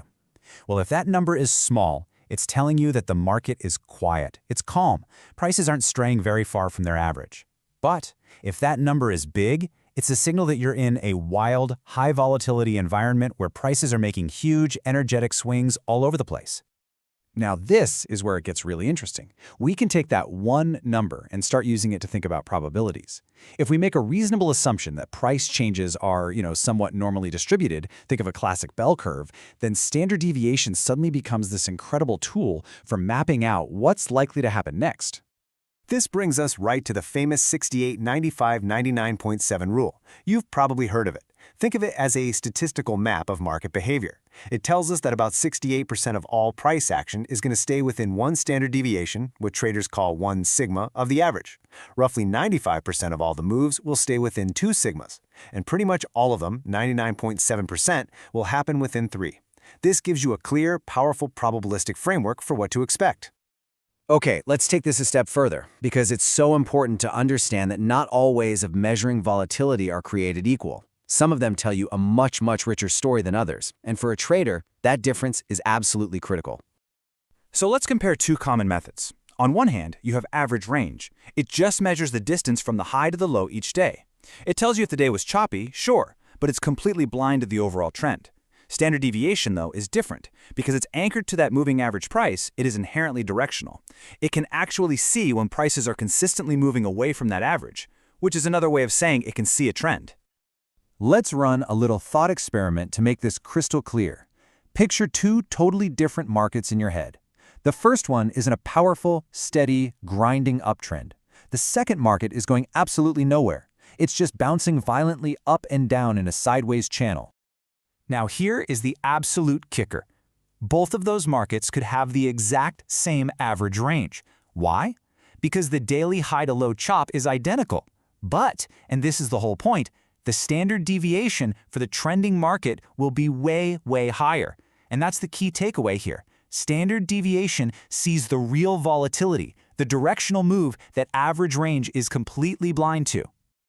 Okay, great. So now we have a solid handle on measuring the movement of one single asset. But our portfolios are made up of lots of different assets, right? So the next logical question is, how do we measure the relationship between two different assets? Well, the tool for that job is called correlation, and we usually represent it with the letter R. All it is a simple number that goes from -1 to +1, and it tells you exactly how two things are moving in relation to each other. This is the key to understanding if the different parts of your portfolio are working together or if they're actively fighting against each other. On one end of the spectrum, you have a correlation of +1. This is perfect teamwork. When asset A goes up, asset B goes up by a proportional amount. When A goes down, B goes down. They are moving in perfect sync, like a pair of synchronized swimmers. On the complete opposite end, you have -1. This is perfect negative correlation. Think of it like a seesaw. When asset A goes up, asset B goes down. They are perfect mirror images of each other, always moving in opposite directions. And then, smack dab in the middle, you have a correlation of 0. This means the two assets are totally independent. What asset A does tells you absolutely nothing about what asset B is going to do next. They're basically living in their own separate worlds. Okay, so why do we care so much about this? Why does measuring this relationship matter so darn much? Well, this is where it all comes together. Understanding correlation is the absolute key to unlocking the real power of diversification and intelligently managing your portfolio's overall risk. This table just lays it out perfectly. Let's walk through it. Look at that first row. If you combine two assets and they both have a volatility of 5 and they're perfectly correlated at +1, well, your total portfolio risk is just 5 + 5. It's 10. You get 0 diversification benefit. Now check out that middle row. If their correlation is 0, your combined risk isn't 10. Because of the math, it actually drops down to 7.1. That's a huge reduction. And now for the last row, the holy grail. If you can find two assets that are perfectly negatively correlated at -1, their risks can completely cancel each other out, potentially bringing your portfolio's volatility all the way down to zero. That's the power of this. All right, let's bring it all home. We've just unpacked some incredibly powerful ideas here. And these aren't just abstract theories, right? These are practical, usable tools that you can now add to your own analytical arsenal. Think about what you have in your toolkit now. You've got standard deviation, a way to measure an asset's true directional volatility. You know how to pick that over less useful measures. And most importantly, you have the concept of correlation, which lets you see how all the individual pieces of your portfolio are actually interacting with each other. It's the combination of all these tools that allows for truly smart risk management. So I'll leave you with this one thought. You're no longer just looking at a chart and seeing random noise. You now have the fundamental tools to measure the market's movement and the relationships between your assets. So the real question is, now that you're armed with this knowledge, how is it going to change the way you think about and manage your own risk from this day forward? All right, let's get into it. Today, we're going to pull back the curtain on one of the most powerful and frankly misunderstood financial markets out there, futures trading. Now, I know it can seem super complex, but I promise by the time we're done here, you're going to have a really solid handle on how it all works, the mechanics, the real risks, and the incredible power that's involved. So let's dive right in. You know, the first and most critical thing you have to wrap your head around with futures is this. It is a zero-sum game, period. This isn't like buying stocks where, a rising market can make a lot of people feel like winners. Nope. In futures, for every single dollar somebody wins, another dollar has to be lost by someone on the other side of that exact same trade. It is a direct head-to-head competition. And this, right here, this is what it boils down to. Every single trade has two sides holding completely opposite beliefs. You've got the buyer, we call them the long, who is betting the farm that the price is headed up. And then you have the seller, the short, who is just as convinced the price is going down. The thing is, they can't both be right. One person's profit is literally, down to the last penny, the other person's loss. So here's our game plan for today. First, we're going to stick with this idea of the zero-sum game. Then, we'll dig into how the pros actually measure risk, and it's not what you think. After that, we'll uncover the invisible force of correlation. Then, we get to the fun part, leverage, a trader's superpower, and we'll wrap it all up with a really important word of caution. Okay, let's jump right into section 1. To really get the game, you got to understand the main playing piece. And in the world of futures, that piece is the contract. So what even is a futures contract? Well, it's not just some number blinking on a screen. It's a real, binding legal agreement. If you buy a corn contract, you are legally obligated to take delivery of 5,000 bushels of actual, physical corn on a set date. You sell a copper contract, you better be ready to deliver 25,000 pounds of copper. Now look, most traders never actually do this. They close out their positions before that happens, but it's the physical reality of that commodity that gives the contract its real-world value. All right, on to section 2, and this is where we start to separate how beginners think from how the professionals approach the market. See, everybody gets obsessed with watching the price, but the real story, the true measure of risk, is something else entirely. It's volatility. Now check this out, because this is where things get really interesting. A 1-cent price move, right? Seems totally insignificant. But in a corn futures contract, that single penny move changes the value of your position by $50. But in copper, that exact same 1-cent move changes your position's value by $250. That's a 5 times bigger impact from the same tiny price change. So that leads to a pretty logical question, doesn't it? Based on what we just saw, is copper simply 5 times riskier to trade than corn? I mean, the initial answer seems like an obvious yes, but the truth is a lot more nuanced than that. The real answer, the secret sauce, is volatility. You got to forget just staring at the price. Volatility measures the personality of the price movement. It tells us how wildly or how calmly a price tends to swing. High volatility means you're in for big, unpredictable moves. And that, my friends, is the true definition of risk in this business. And this chart just lays it out perfectly. When we measure the average daily risk in actual dollars, the differences are just staggering. Look at oats. Its average daily price swing is about $323. Then you jump to coffee and it's over $2,000. But then look at the NASDAQ 100. Its average daily risk is a whopping $8,800. We're not just talking a little riskier. It's a completely different animal, a totally different universe of risk compared to something like oats. Okay, let's keep building on this in section 3. Now that we have a feel for the risk in a single contract, we have to look at how different contracts behave with each other. This is what we call the unseen force of correlation. Correlation sounds complicated, but it's really just a simple number that goes from -1 to +1. And it's an elegant way to measure a pretty complex relationship. It basically tells us if two different things, say oil and gold, tend to move in sync, or if one zigzags when the other one zags. So at one end you have +1. This is perfect positive correlation. It means two things are moving in absolute lockstep. When one goes up, the other goes up. When one goes down, the other goes right down with it. They're like two dancers doing the exact same routine. And on the complete other end of the spectrum, you've got -1, perfect negative correlation. These assets are total opposites.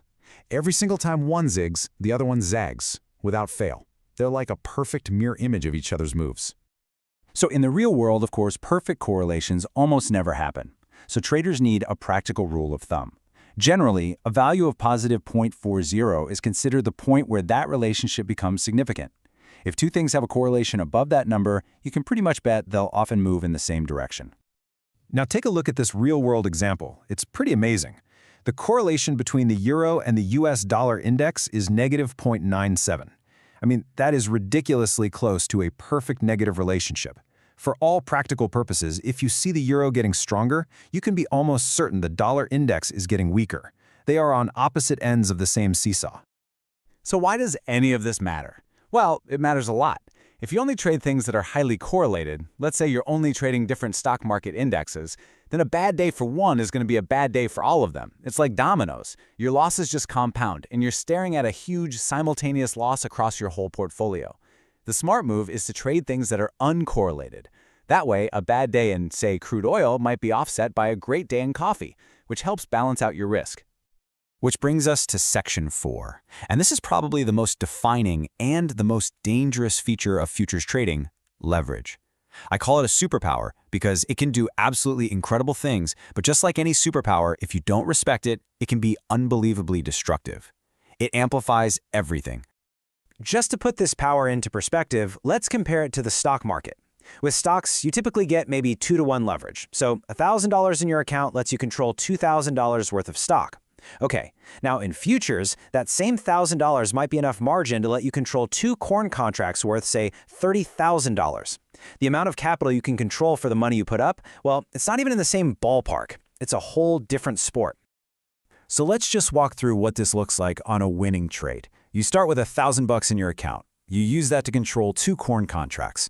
Now let's say the price of corn makes a pretty small move up, just over 3%. Because of all that leverage, that tiny little price move generates a profit of $1,000. You just doubled your entire account. A 100% return from a tiny little wiggle in the underlying price. That's the mind-blowing power of leverage. And now, for our last section, we absolutely have to look at the other side of that very same coin. Because for every incredible story you hear about massive gains, there is another untold story of a devastating loss. This is where the superpower turns into the supervillain. Let's run that exact same scenario again. You've got your $1,000, you're holding those 2 corn contracts, but this time the price makes a small move against you. It drops by just 15 cents. Well, because of that same leverage, that tiny drop creates a loss of $1,500. Now, let that sink in for a second. Not only have you wiped out your entire $1,000 account, your balance is now -500. You actually owe your broker money. That is the brutal, unforgiving reality of leverage. And this right here, this is why the pros play a completely different game. You see, most experienced traders, they don't even really think about margin requirements. They see that as a trap for amateurs. Instead, they build their entire strategy around managing the probability of a drawdown, using that volatility we talked about earlier to decide how much risk they're willing to take. So I'm going to leave you with this final and I think most important question. When you think about trading, are you building a plan to manage the real risk, the volatility? Or are you just focused on the beginner's game of trying to meet the margin requirement? Because the answer to that question will probably determine your entire journey in these markets. All right, if you've ever built a trading strategy, you know your entire world is built on one thing: historical data. But what if I told you that the very charts you rely on, the ones that look so solid and objective, are actually telling you a lie? What if they're actively hiding profitable systems from you? Well, that's what we're diving into today. what I call the data trap. So this is really the big question we need to ask ourselves. We're going to explore how the financial data most people use creates these illusions that can completely mask a winning strategy or even make a losing one look like it has potential. So are you looking at reality, or is it more like a funhouse mirror? So here's our game plan. First, we'll uncover the hidden flaws lurking in standard data. Then we're going to investigate the 3 most common culprits, the misleading price streams. After that, we'll switch from the problem to the solution and actually build what I call a true history. And then, of course, the proof is in the profit. We'll see how it all stacks up. And we'll wrap up by asking a really important question. What winning strategies could your data be hiding from you right now? Okay, section 1. Let's get right to the heart of the problem. You know, a stock's history isn't just this smooth, clean line going up and down. Real-world things happen. Events like stock splits and dividend payments. These create what I call disruptions in the data. And the way most charts and software handle these disruptions, well, that's where the whole problem starts.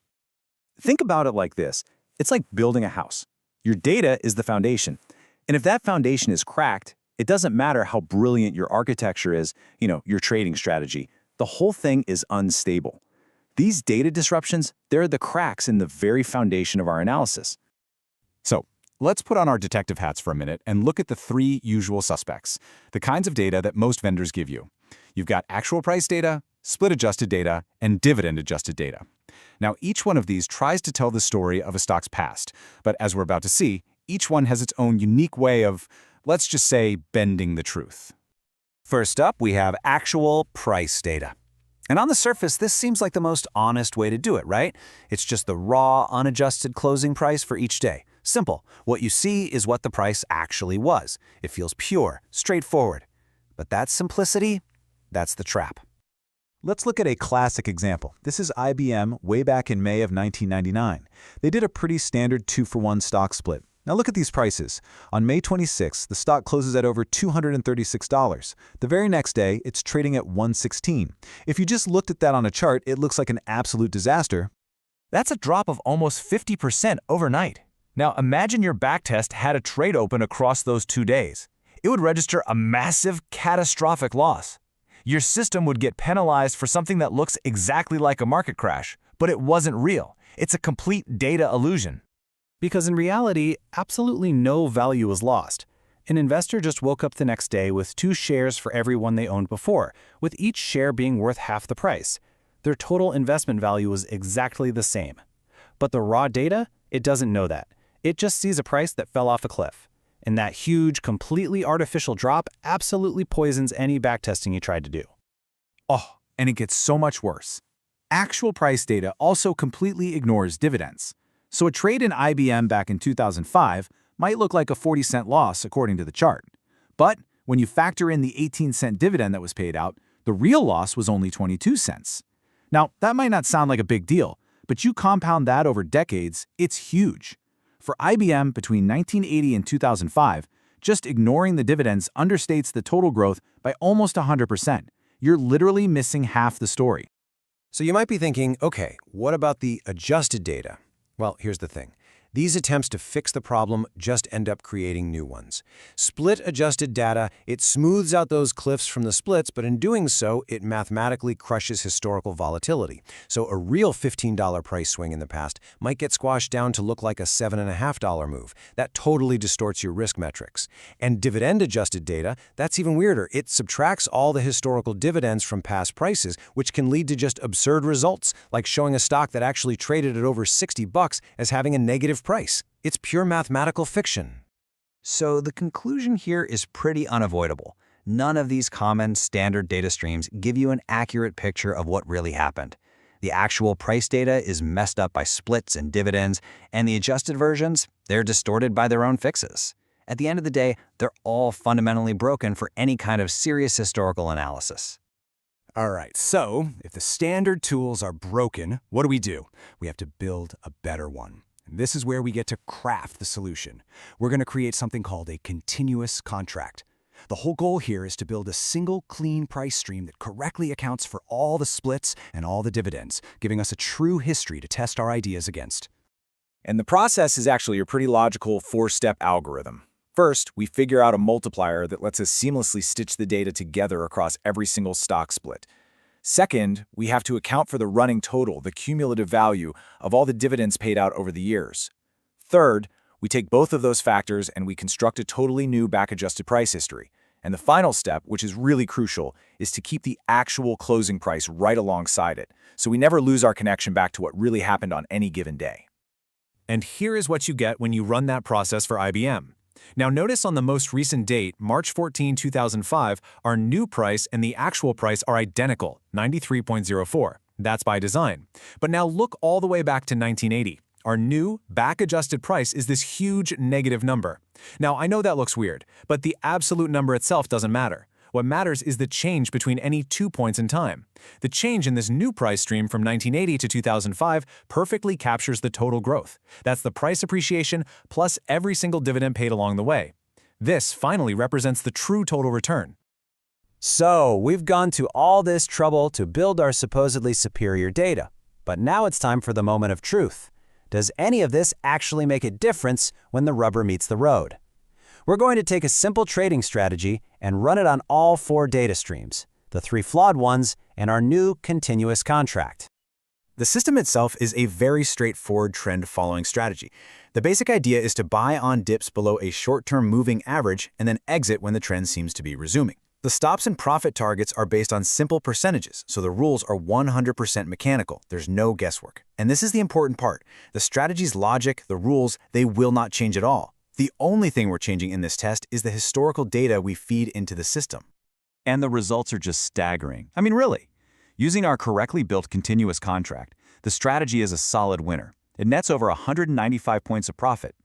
But what happens when we run the exact same rules on the flawed data? Well, on actual price data, it turns into a 60-point loser. On split-adjusted, it's barely profitable, just squeaking by. And on the dividend-adjusted data, it's a complete train wreck, losing over 100 points. I mean, just look at this chart. The visual makes it so clear. On the far left, you have reality, a solid, profitable system. But when you test that exact same winning system on the other data streams, you see it get twisted into something mediocre and then into a big loser. Same logic, same rules, but completely opposite outcomes, all because of the data we used. Let that sink in for a second. A genuinely profitable trading strategy was completely invisible on 3 of the 4 most common types of data. If you had tested this very idea using anything but the properly constructed data, you would have thrown it in the trash without a second thought, convinced it was just another failed system. So, let's bring this all home. This isn't just some academic exercise, you know? This has really profound implications for anybody out there trying to develop or test their ideas in the markets. The data you're using isn't just a window into the past. It's a lens. And that lens can either sharpen your vision or completely distort it.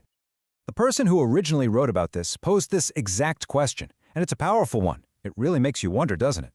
How many potentially great ideas have you or I or anyone else just tossed aside because the flawed data made them look mediocre or even look like a loser?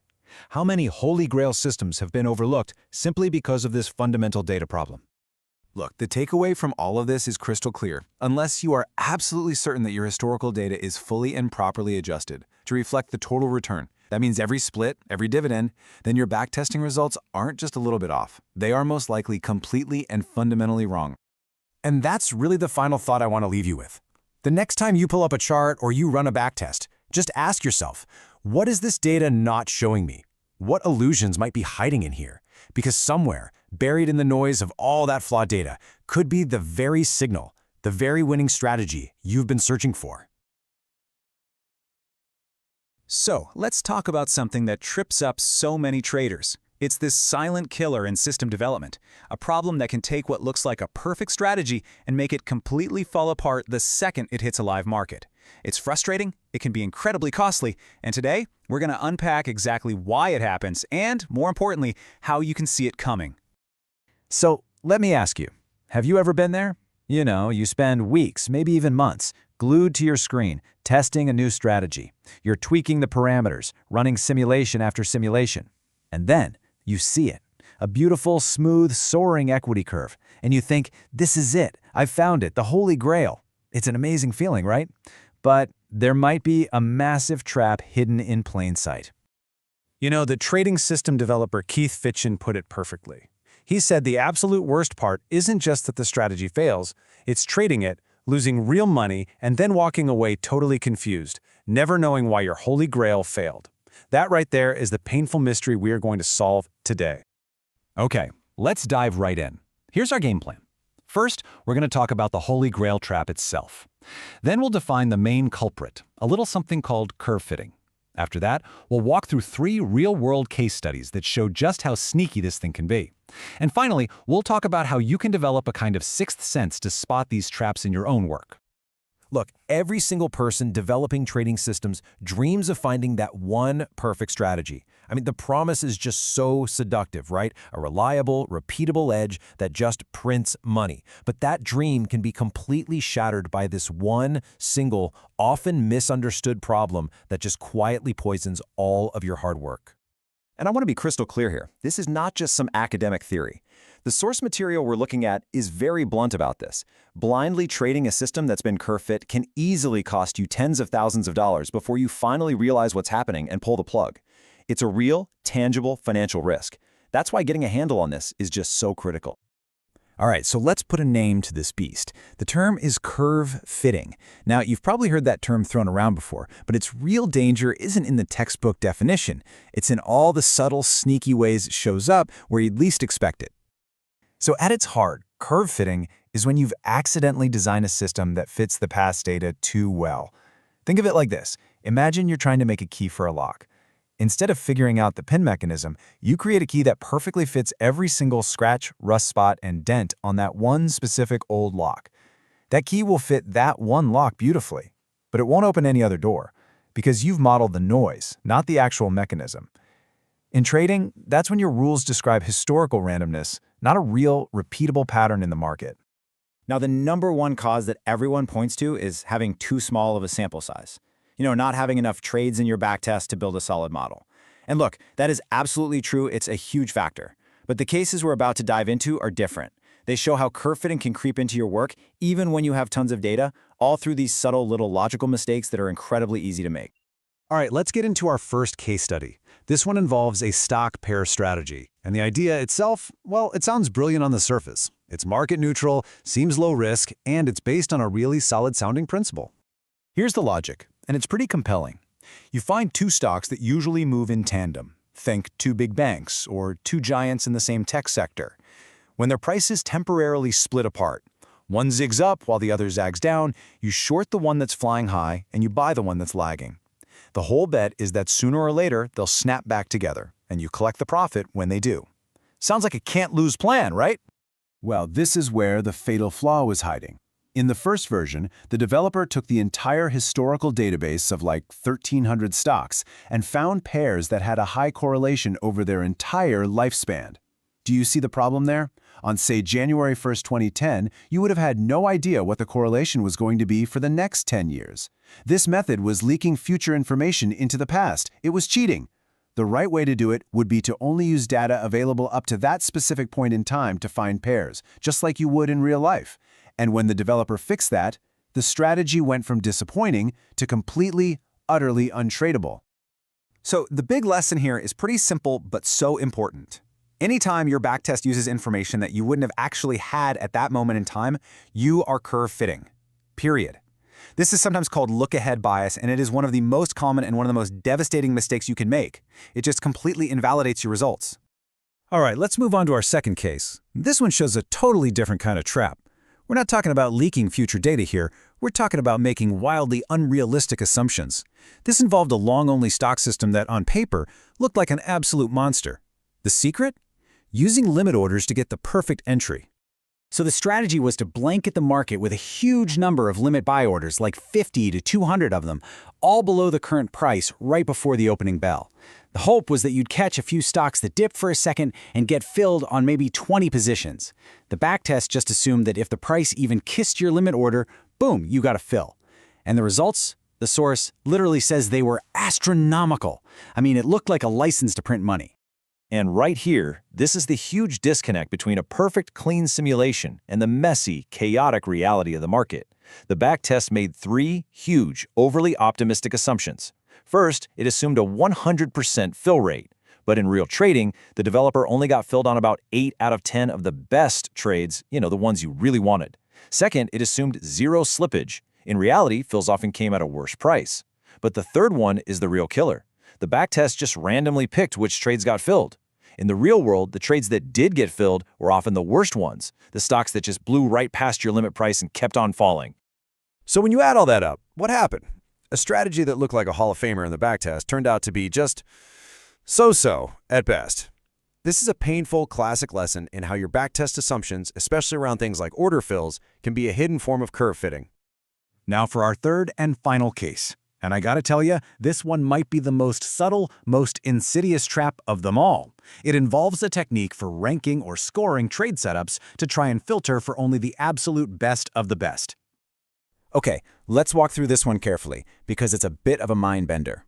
The developer wanted to add a new rule based on the average profit of the last 10 trades in a particular stock. Here's the mistake. If some of those 10 trades were still open, the system was looking at their current real-time profit or loss. It was then feeding that information back into the model to score the quality of new entry signals. Do you see what's happening? The system is using information about how a trade is already performing to decide if it was a good trade to get into in the first place. It's literally like grading an exam while you're looking at the answer key. The fix, once they found it, was actually incredibly simple, but so critical. They just changed the scoring model to only look at the final profit or loss from trades that were already fully closed out. That's it. This completely sealed the data leak from the future, or, in this case, a leak from the present outcome of an open trade. And the impact of that one little change? It was massive. That huge jump in performance that made this new rule look like a genius idea, it just vanished. It turned out the profit metric was only barely useful. The entire incredible improvement was a complete illusion, a ghost in the machine created by this super subtle form of curve fitting. Okay, so we've just walked through 3 pretty scary cautionary tales. So what's the takeaway? How do we develop this trader's sixth sense to protect ourselves? How do we make sure we're building strategies that are actually robust and reliable, and not just beautiful mirages? Here are the key things you've got to burn into your brain. First, and this is the big one, if you add a new rule and your performance suddenly jumps through the roof, your first reaction should be deep suspicion, not celebration.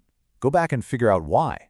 Second, you have to become a detective, constantly hunting for any possible way that information from the future could be leaking into your test. Keep asking yourself, at this exact moment in my backtest, would I have truly, honestly known this piece of information? Third, be ruthless in questioning your assumptions. Does your simulation really reflect the messy reality of commissions, slippage, and getting partial fills? Fourth, the basics still matter. Make sure you have enough trades to work with. And finally, use a really robust validation method to stress test your system, like the one mentioned in the source material, to see how fragile your strategy might be. So I'll just leave you with this one question to think about.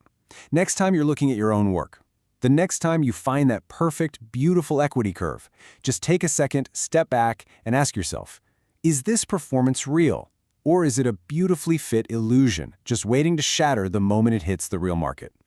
Answering that question honestly could save you a whole lot of time and, more importantly, a whole lot of money.